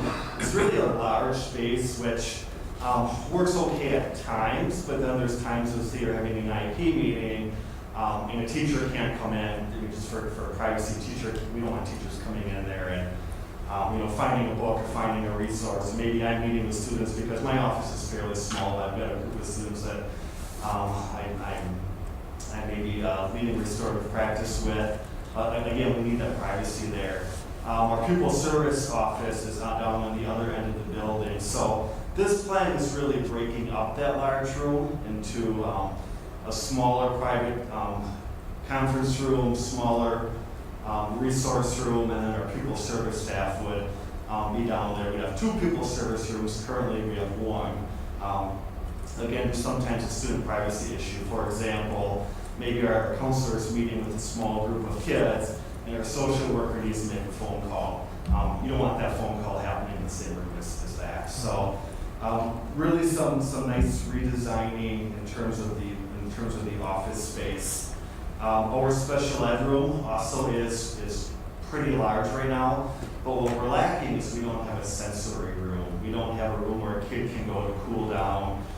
We don't have a room where maybe our special ed para can pull a small group of students. So again, kind of compartmentalizing that space a little bit, breaking that special ed room that exists and adding on those 2 smaller spaces. And then finally, the 4th one would be that STEM or STEAM room. And quite frankly, we have a lot of very hands-on learners out of Hewitt, Texas. So I think Beth Martin can talk a lot about STEM rooms, some Dr. Hills has as well. So just really, really exciting opportunities in terms of that goes. So that's all I have. Thank you so much for the opportunity and consideration with this proposal. Thank you, Phil. Any questions? All right. Thank you very much. We'll get back on order here, and I invite Mrs. White to come up and speak about Franklin Elementary.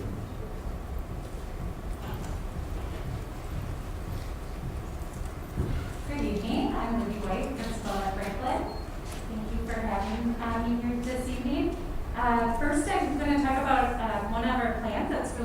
benefit to both staff and students, and that is the improvements with HVAC and air conditioning. We're one of the 3 schools without air conditioning at this time.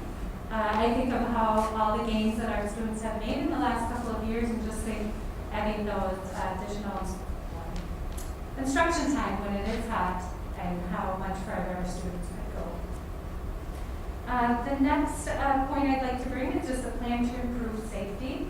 As our city's been working on improving the Franklin neighborhood there, especially with the new river life and apartments and such in the area, that has also increased traffic on Bridge Street and 5th. We'd like to be able to move the entrance to Franklin off this street and have that on the south side of the building off Stark Street there, closer to the neighborhood. So we, not only would that be more convenient for parents parking right there and, you know, coming in and out, dropping things up, but also, and welcoming, but also just for the children's safety. And if you've been at that intersection, then you understand it's very high traffic. Let's see, then our third item is more safety of our employees. And along that same line with the increase of traffic on Bridge Street, we'd like to provide an opportunity for our staff to park on the south side of Bridge. So we'd like to provide some extra parking there along Bridge Street. And then lastly, just making our, we also are placing employment, so increasing the work environment for our employees and doubling our staff restrooms, going from 3 stalls to 6. We're really excited about that. Any questions about Franklin?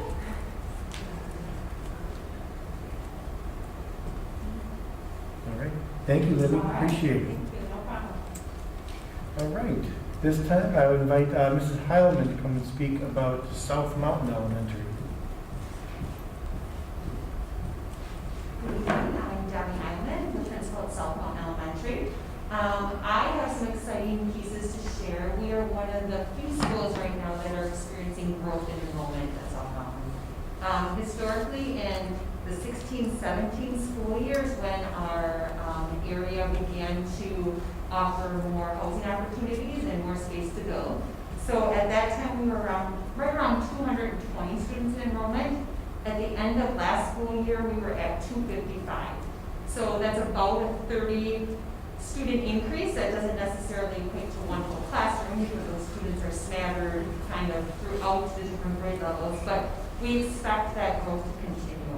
The other thing historically at South Mountain that has happened is we, probably about 5 years ago, began to dismantle the split classrooms. So at that time, we had 9 sections of classrooms.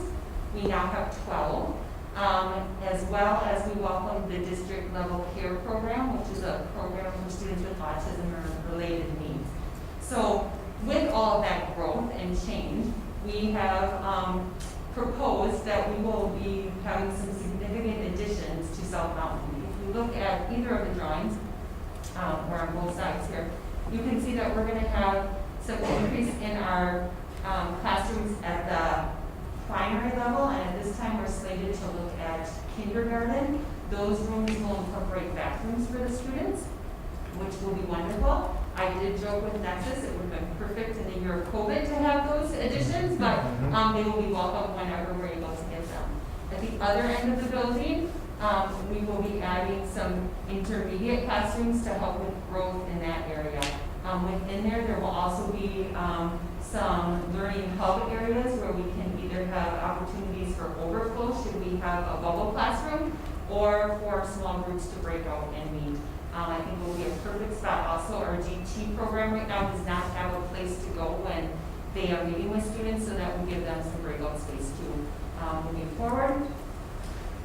With those 2 additions, one thing that we will also need is some space for students for lunch. We right now are having lunch in our gymnasium, so we will have an addition of a lunchroom area as well as a community meeting space to meet those needs of our growth. So we are very excited to welcome students from the community into our buildings as we welcome new families that are building, and and this will give us the opportunity to really support them. Thank you, Deb. Any questions about South? Just, not really a question, but more of an additional comment. In addition to our own district enrollment increasing in that area, I know during the time that I've been on the board, we've had to turn down some open enrollment requests at South as well for lack of room and space. And if you think about what that does for our funding, if you lose out on a student who, who knows, but most likely probably didn't attend at all, then if that was the school that was most convenient to them, and you think about 12 years of funding, it really adds up. Absolutely. Thank you. Marathon and Mosinee both border South Mountain attendance areas, so we often draw. We're usually a closer destination than their actual community school. Good point, thank you. Any questions? Thank you, Deb. All right, I would invite Kelly Halverson to come up to speak about Stettin Elementary. Good evening. I'm Kelly Halverson, and I'm honored to be the principal at Stettin Elementary. Many of the things that I'm going to share with you today, in honor of your time this evening, I'm going to try to really focus on just a couple, as to not repeat many of the things you've already heard. I guess what I'd like to do is focus on, we think about the impact on students, and that's always our priority goal with any decision that you make. So what's the greatest impact? And I would say I categorize that really many of these things fall right into the idea of safety, student safety, because if you don't meet student safety, you're never going to get past that level and get to the learning. And so when we talk about secure entries, our school is another school that fits that example that you've heard so many times already this morning, or this evening.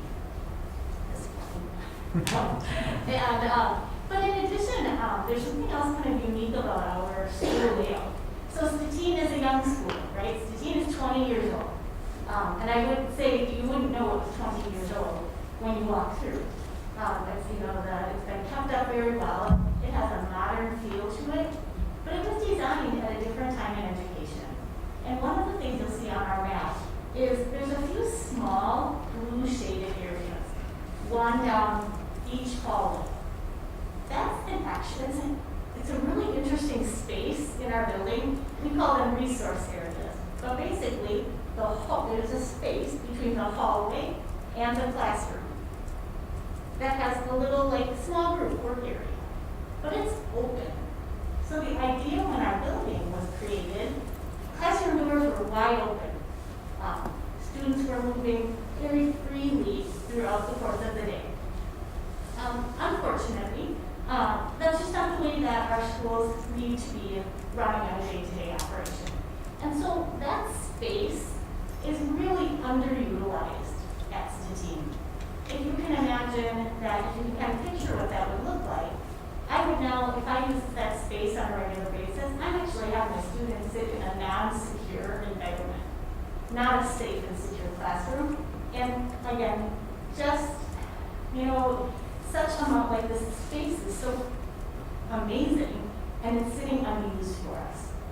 So one of the plans that we were able to do is consider how do we make some small changes to close up those spaces so that students can be in an area with a door that can access both from the classroom and from the hallway. So just a little bit of a twist on that safety and using all of our space as well. And then there's the addition. I think about that through a safety lens as well. And as I think about the time that Stettin, we've had some very fortunate realities at Stettin. We continue to experience growth in our enrollment, and very consistently from year to year. We currently, at this particular juncture, our school operates fantastic as a 2 plus a little bit more section school. So when we run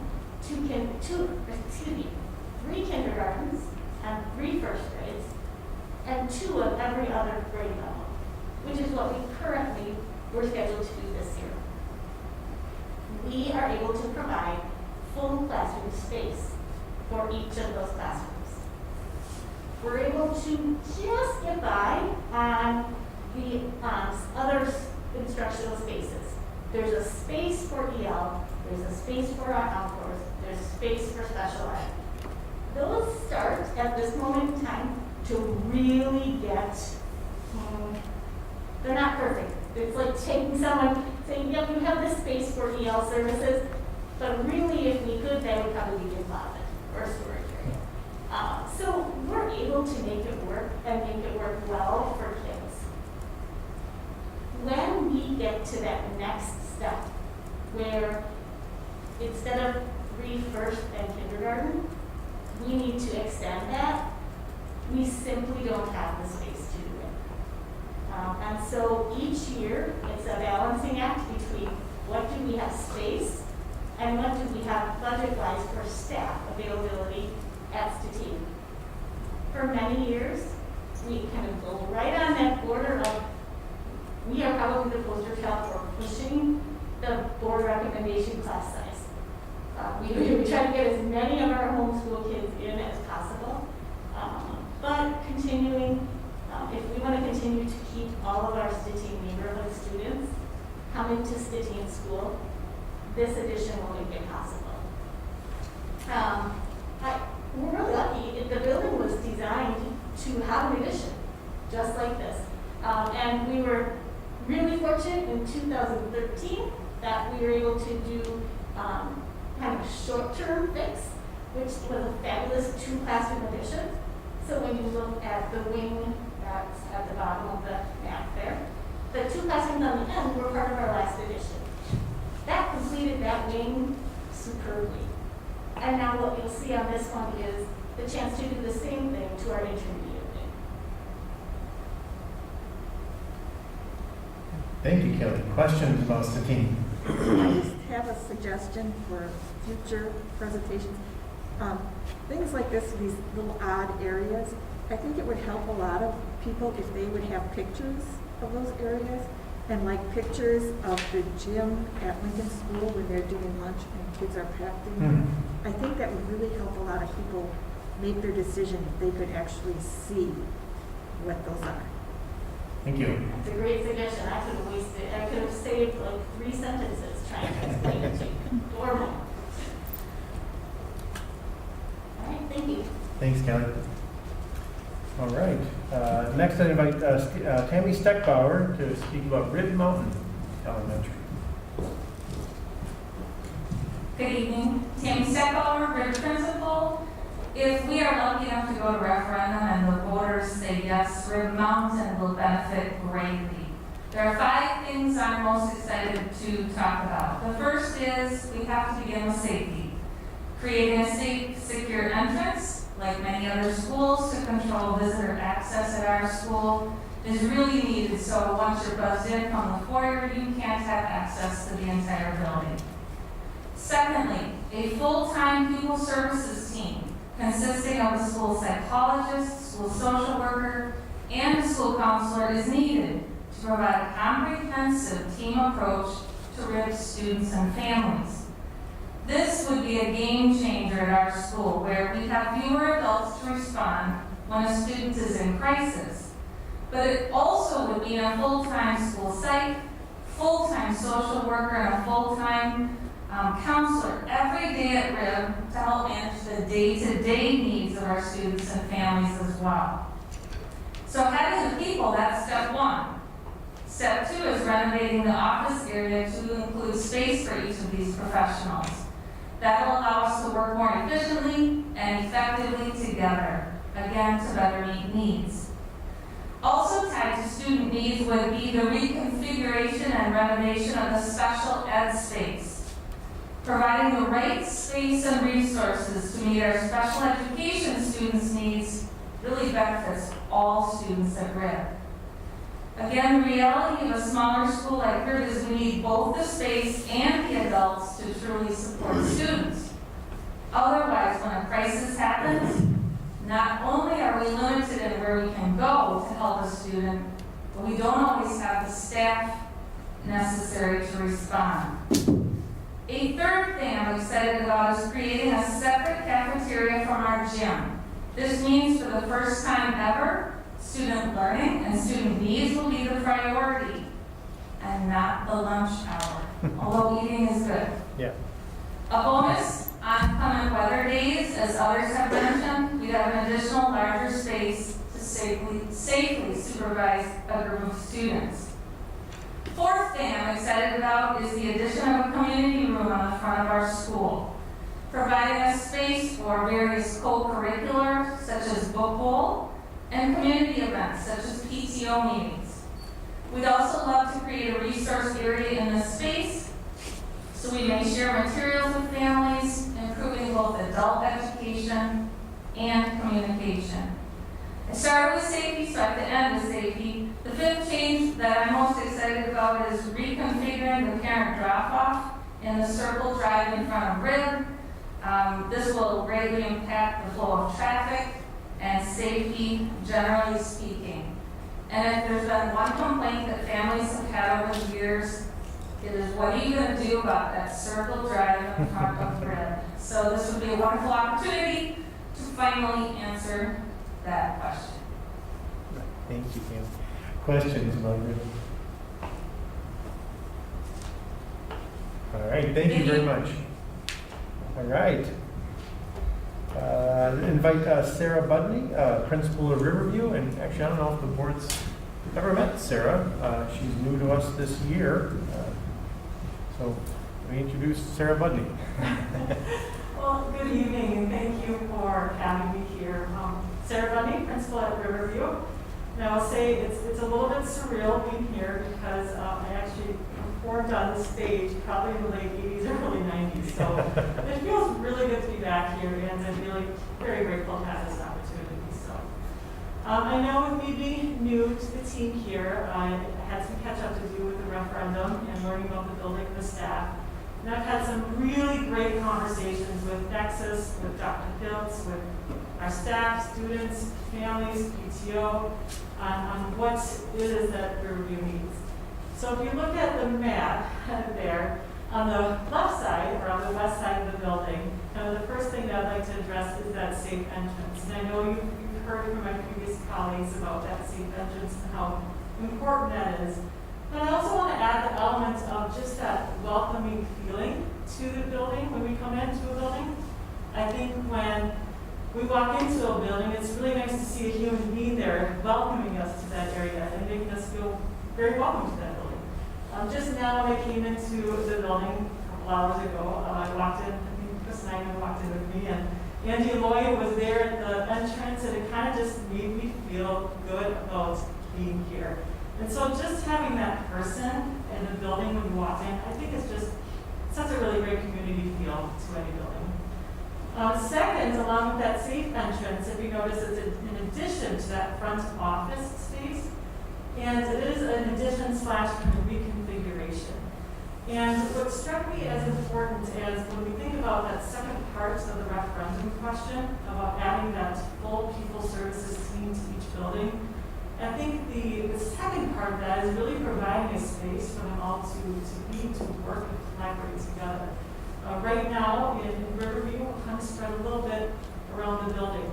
Our health office is down the hall, which makes it just a little bit more tricky to communicate with our health aide. Along with our psychologist and our counselor, we're kind of spread out. So when I think about the potential of having this area, this pupil services area, for all those individuals to collaborate and support our students and staff, that's really exciting.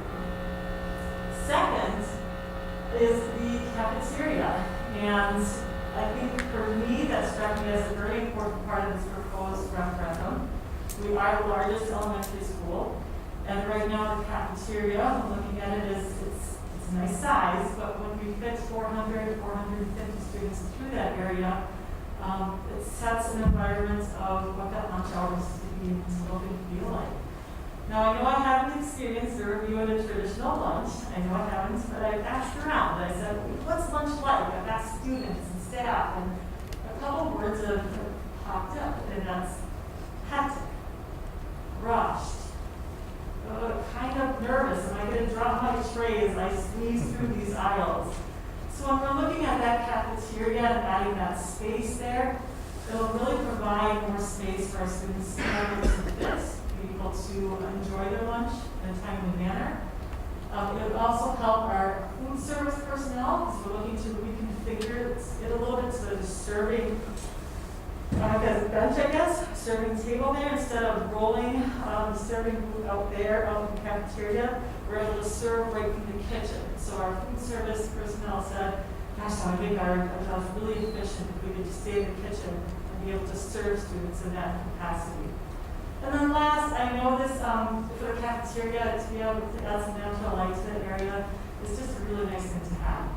When we think about that lunchtime with our students, we want it to be a time for them to relax, to enjoy lunch, have fun with their friends in a safe way. And I think that makes it easier to transition back into the classroom after lunch and after recess time.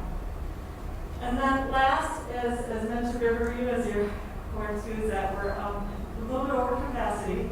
So if we look on the right side of that diagram, kind of on the east side of the building, is that we're looking at adding additional rooms and additional space to Riverview. So what that does is it gives all of our staff, support staff, certified staff, the space to be able to do their jobs and do their jobs in an area in which there's not a whole lot of movement back and forth either. So it kind of gives us a little bit of flexibility to be able to either go between that 3 section or that 4 section.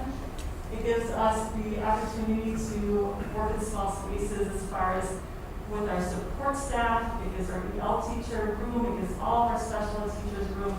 And I think it really sets the school up for a very cohesive unit and a very, very great place to be able to educate our students.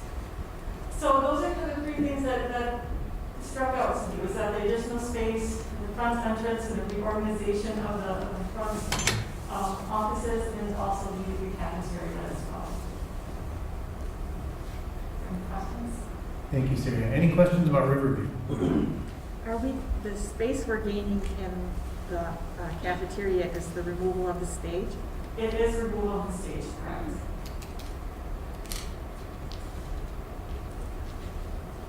All right, thank you for your time. I really appreciate it. Thank you, Sarah. All right, last but not least, and as Mr. Johnson comes down to speak about Jefferson, I hope you've enjoyed hearing from the people who are in these buildings every day and understand the need. So, Mr. Johnson, if you want to speak about Jefferson Elementary. Hey, good evening, everybody. First off, I just want to really appreciate all that you've done from the entire Thomas Jefferson staff and the whole staff, just getting us through this pandemic and what you've done to provide our staff a safe place to work and the ability to have a work-life balance amidst the pandemic has been really important to all of us. So I wanted to start with that. Thank you so much. We have an awesome building at Thomas Jefferson. We don't have many huge projects going on here within the referendum, but we're very excited about them. A couple other things that we've talked about: updating the school entrance to be a modern and safe and welcoming place to bring everyone into our building. Additional bathrooms and the addition of a STEAM space, which is pretty exciting. When we were talking with the Nexus crew, I had some experience with this in Minocqua.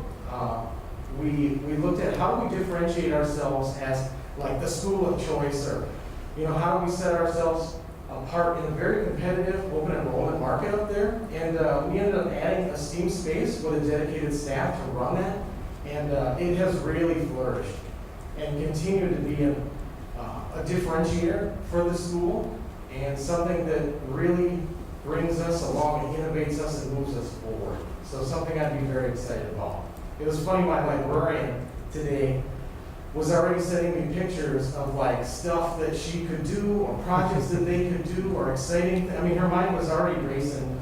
Just a tremendous staff that we have at Thomas Jefferson. And as you can tell tonight, just a wonderful group of principals that I have the privilege to work with. Some things that I don't want to understate are the social emotional team that we're talking about. we do not have full teams right now. For people that are some of the most talented that I've seen in a little longer career in ed that I'd like to admit at this point, but wonderful staff here that are spread between multiple buildings and trying to deal with sometimes thousands or multiple thousands of students that they care for on a given week. So this first item on the referendum would be huge. A full-time social worker, a full-time psych, a full-time behavioral interventionist would be a tremendous impact on our schools. And if you want to talk about like spending money wisely or effectiveness in our spending, that is where you're going to get your largest return. It's something that I really like the public and everyone to understand, that if we have behavioral interventionists and more staff that we can work with our students, we're not only going to give back more academic time in our classrooms with fewer interruptions, we're going to save the teachers that stress and help them to focus on their lesson planning and their curriculum and their instruction more. And frankly, all the administrative staff as well. Any time that we can save, that we can get back into the classrooms and continue to do what we all love to do and move that instruction forward, is huge savings that will reap the benefits with all of our students. We have an addition of a small parking area on the left side of our map here. Our building is wonderful in its architecture. When we added the 4K addition, we moved the 4Kers and the kindergartners to the left side of the map as you're looking at it right now. Our dismissal is all on the far right side. So as amazing as the internal structure of the building is, we have our most vulnerable students going some of the farthest distances for their dismissal. And in the case of 4K, we dismiss them out to Randolph. Our most vulnerable students are being picked up and dropped off in an area that we don't have substantial parking, and they're directly on the road. Every time a semi goes down that road, it makes me very nervous and cringe. I would love to be able to welcome our 4K and kindergarten parents into an area where they can park safely off of the road and load. All of those parents have like a 14-point harness and things like that it takes a long time to load. In the ramp, we back up onto 3rd Avenue, even with our fantastic and substantial ramp. We back up way onto the road, and people are getting angry, and they're trying to get out and buckle their kids in. So I would love to have a separate space for them to be able to buckle in safely and be off of the main road. Any questions or anything I can answer for you? I would be remiss if I didn't also mention the furniture. That is a huge and substantial investment into movement, both financially, but the benefit to that is that it would move our classrooms forward. We no longer want to be a rows and desks school or school district, but all of that stuff is things that I cannot purchase with my building budget, that I can't move that forward. This referendum would help us so much move to innovative mobile furniture so that we can have small groups, we can have student mobility, we can have small teams and be flexible. We've got entire grade levels of people that are just out-of-the-box innovative thinkers, and to provide them with some furniture and some innovative ways that they can regroup and move their classroom around would have tremendous benefits. So, forgot about that one. Yeah. Any questions for me? All right. Thank you, Brent. All right, everybody. Well, you've heard from almost all of our principals, and you got a kind of a on-the-ground view of what's happening a little bit, and certainly the impact. Any questions? I think moving forward, what we will do is, obviously we have a meeting scheduled for next week. We'll get you a list of what's going on in each school and the cost associated with it, kind of the breakdown, so you can review that before next Monday. Qualitatively, any questions about the content?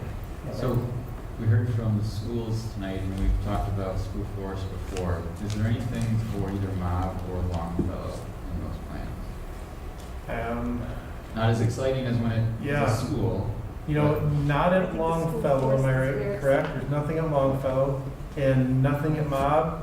Yeah, Larry's crying. So no, nothing at Mob. But you're right. School Forest. We did not invite them to speak tonight. Maybe we should do that next Monday, to speak about the impact that the new Environmental Learning Center could have. Well, and we've done it, you know, we've had Mhm. meetings where we discussed it, we've looked at that new building, I think it's fantastic.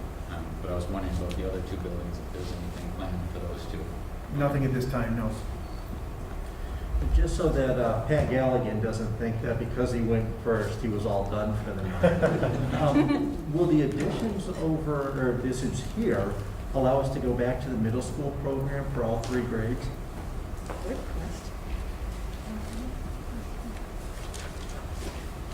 That's wonderful that you brought that up, because that was actually something I did want to address. That is the plan.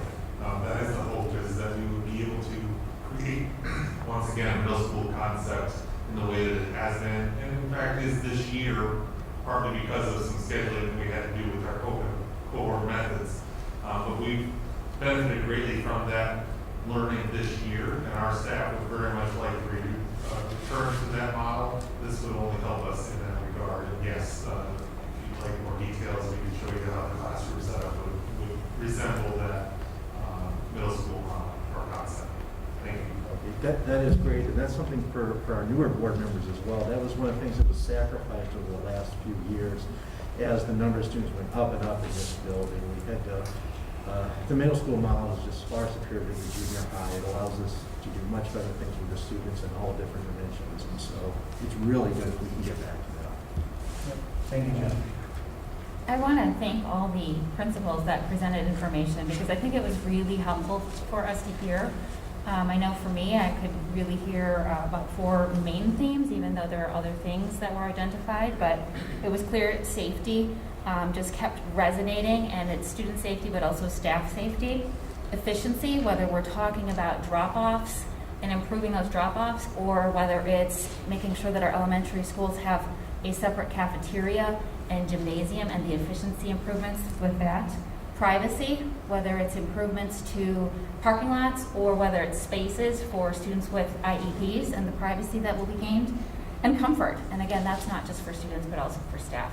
So at least for me, just hearing from the principals over and over and over again, those really critical needs were clear. And again, of course, you've got different things specific to each elementary, but those are really, really important. And if the board is going to support this, I certainly hope that we can get those messages very clearly out to the community. So thank you again to the principals. Are there other questions for any of the principals from board members? I don't have a question for a principal, but I have a request. I would like to hear from our social workers, school psychologists, to have them come and tell us what this would mean to the kids, to have a full-time person in that building that they know that they can count on, that they build a relationship with. You know, kids don't know when they're going to have a meltdown. And if they happen to have a meltdown on the day that their counselor isn't in the building, it can be worse than originally intended. And it's just, we really need to hear how important that is. Mrs. Lloyd just gave me the yes, we can do that.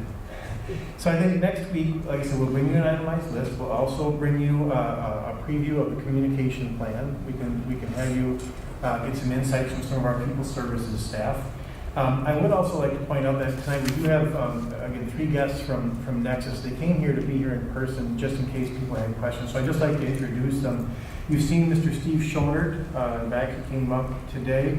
Mr. Mike David is the CEO of Nexus, and Mr. Brian Winterly has been integral, they've all been integral in helping, working with the principals and Larry Seiler and Bob in drafting this project. And so they've been very dedicated to us. They've been a great partner, and so thank you all for being here. And if you had questions for any of them, some of the more technical kinds of questions, and of course, they also have worked with a number of districts, you know, on other referenda, so they bring that perspective as well. So if you had any questions, they would certainly be a good resource for you. And lots of pictures. Lots of pictures. Diana, lots of pictures. Yeah. All right, it doesn't sound like there's other questions. So, Dr. Hiltz, we are scheduled to have a special meeting to address this next week. Do you need any action from the board tonight? We do have a suggested motion in there, and that would be to approve the project as presented and direct administration to work with bond counsel to draft the necessary resolutions. Okay, so I'm going to put that motion forward, and I'll recite the language here, but just so we're clear, it doesn't mean that the board is doing a final. Correct. The board's final action is to approve the resolutions. That's the official step that sends us to referendum. Right, and I just want to be clear, because not just for the board members, but so that it's correctly portrayed in the media, that any action we take tonight does not mean we are actually going to referendum. That decision will be made next Monday. Correct. Yeah, and Tricia, we'll need to split the two motions since Lance and I are potentially conflicted on the first one. Okay. All right. So, let me just go back to this information. Yeah, we just needed as question 1 and 2, just to make sure which one is 1 and which Right, is I 2. think they switched since last time. so- Question 1 is the recurring option. referendum. That would be pupil services and other costs. Okay. Question 2 is the bond referendum. Okay, so I'm just going to refer to them as questions 1 and question 2 then. Mm-hmm. Okay, so there will be 2 separate motions here. First, I am seeking a motion to approve the referendum proposal of question 1 and direct administration to work with bond counsel to develop the required referendum resolution. So moved. Second. All in favor? Aye. Aye. Opposed? Abstentions? Abstain. Okay, so that motion carries. 7 yes, 2 abstentions. All right, so that's the first question. Then moving on to the second question. Seeking a motion to approve the referendum proposal question 2 and direct administration to work with bond counsel to develop the required referenda resolution. So moved. Second. All in favor? Aye. Opposed? Abstentions? Motion carries. Thank you. All right, thank you. Okay, so then we will address this again next Monday in a special meeting and take final action at that Yes. time. Okay. Okay, so we are, thanks again, everybody, for your presentations and for being here for those questions if we had them. And next week's meeting will be here as well? Yes, next week we are here again. Okay, so still on agenda item 7A, going to item number 3, project relaunch update. We did have an update at the December Ed Ops Committee meeting. Dr. Hiltz, was there any further update tonight? Yes, so last meeting, we said we were very pleased with the low transmission rates. Just so the board is aware, we are looking at other districts to see what else is happening and to see if there's any way we can continue to bring students in. Clearly, that would have to, anything we find, we'll be bringing back to report. Could be as early as next Monday. If not, we have meetings the next 2 weeks. So we'll report any findings to you at that point. Okay, great, thank you. Going on to agenda item 8, new business, WASB Delegate Assembly resolutions. So these are the resolutions for whatever reason they came a little bit later this year, probably maybe related to COVID-19, I'm not quite sure. But we need to instruct our delegate, Lee Webster, on how to vote on behalf of the board. And the most recent practice that I think was the most efficient was we agreed to support them unless any were identified as potentially problematic. There's not very many this year. I think there's only 10, 3 of which were submitted by Wausau School Board.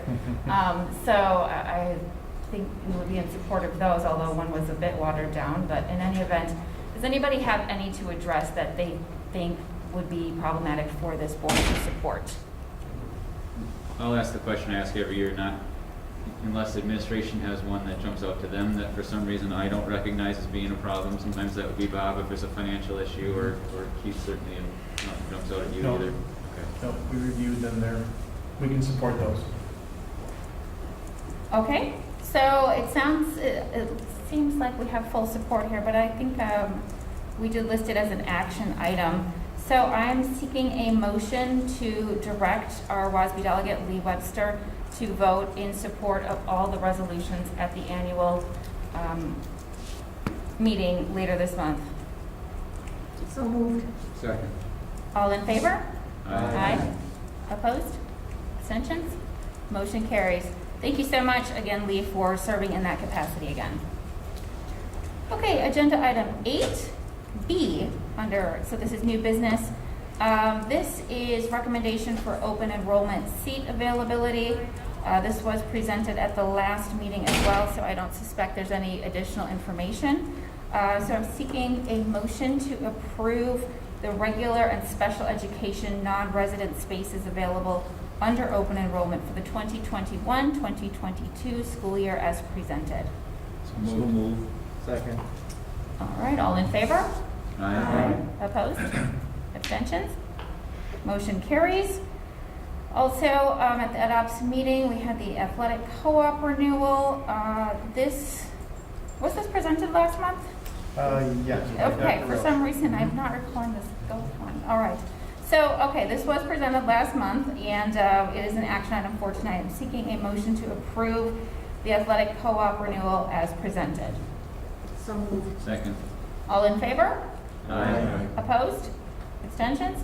Motion carries. All right, agenda item 9, committee updates, board referrals. There are none. Agenda item 10, open forum, board member professional growth and development report. Anything to share? I would just encourage people to go to the conference this year. Since it's virtual, you can be at home, but there are some key things that I think you'd want to pick up, and some of the things that are going to be talked about. It would be very beneficial for the majority of us to be there as a board. Jim, could you send some information to the board, the dates and link or whatever that would be, so that we could attend that possibly? Thank you.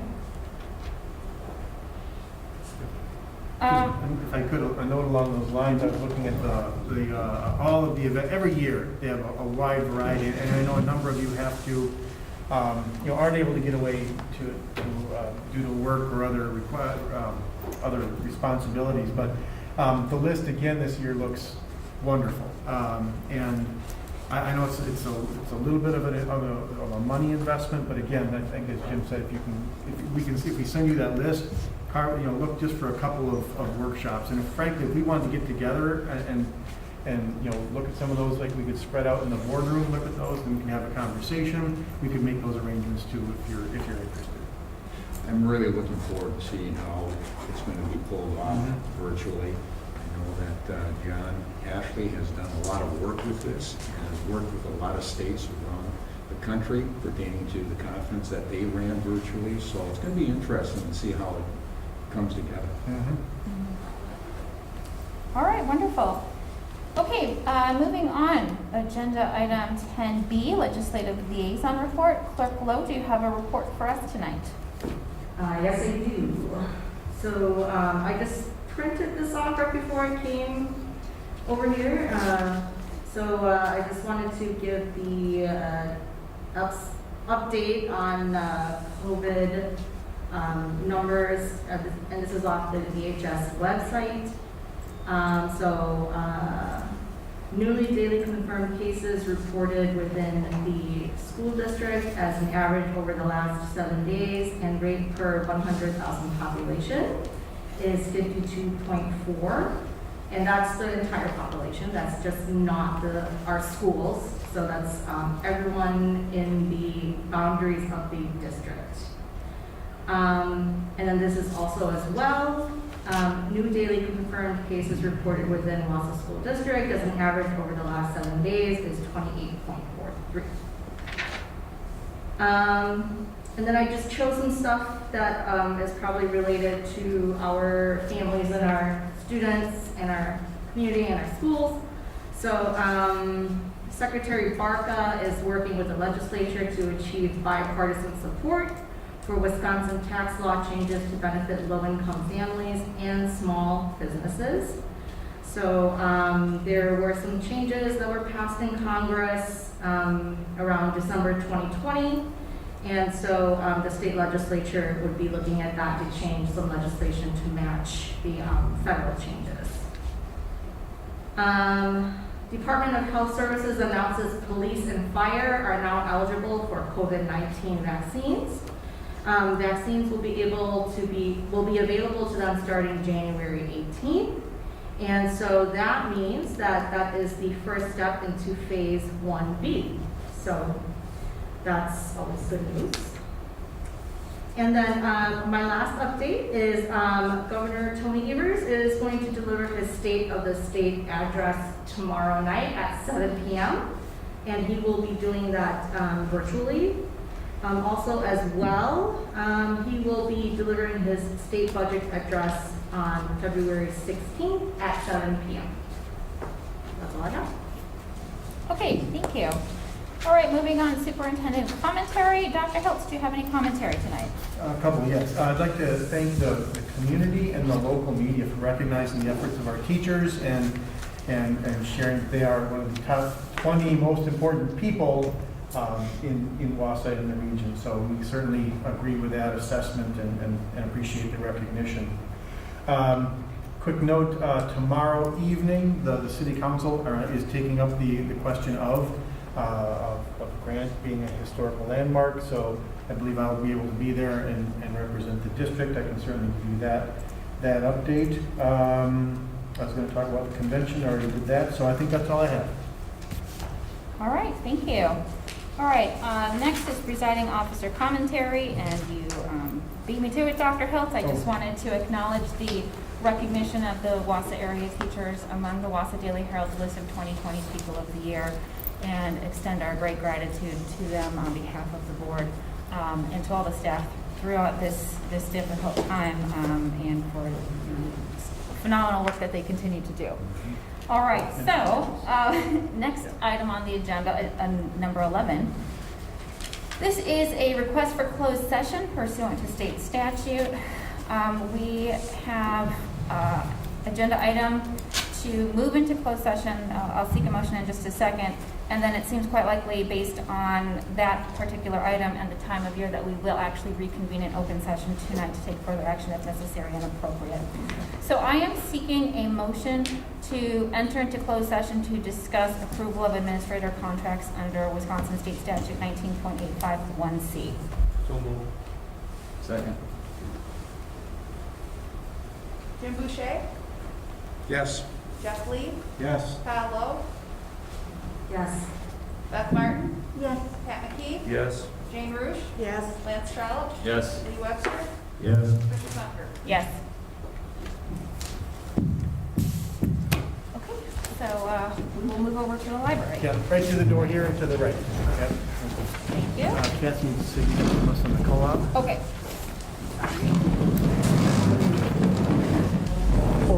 Oh, you have it. Okay, good. All right.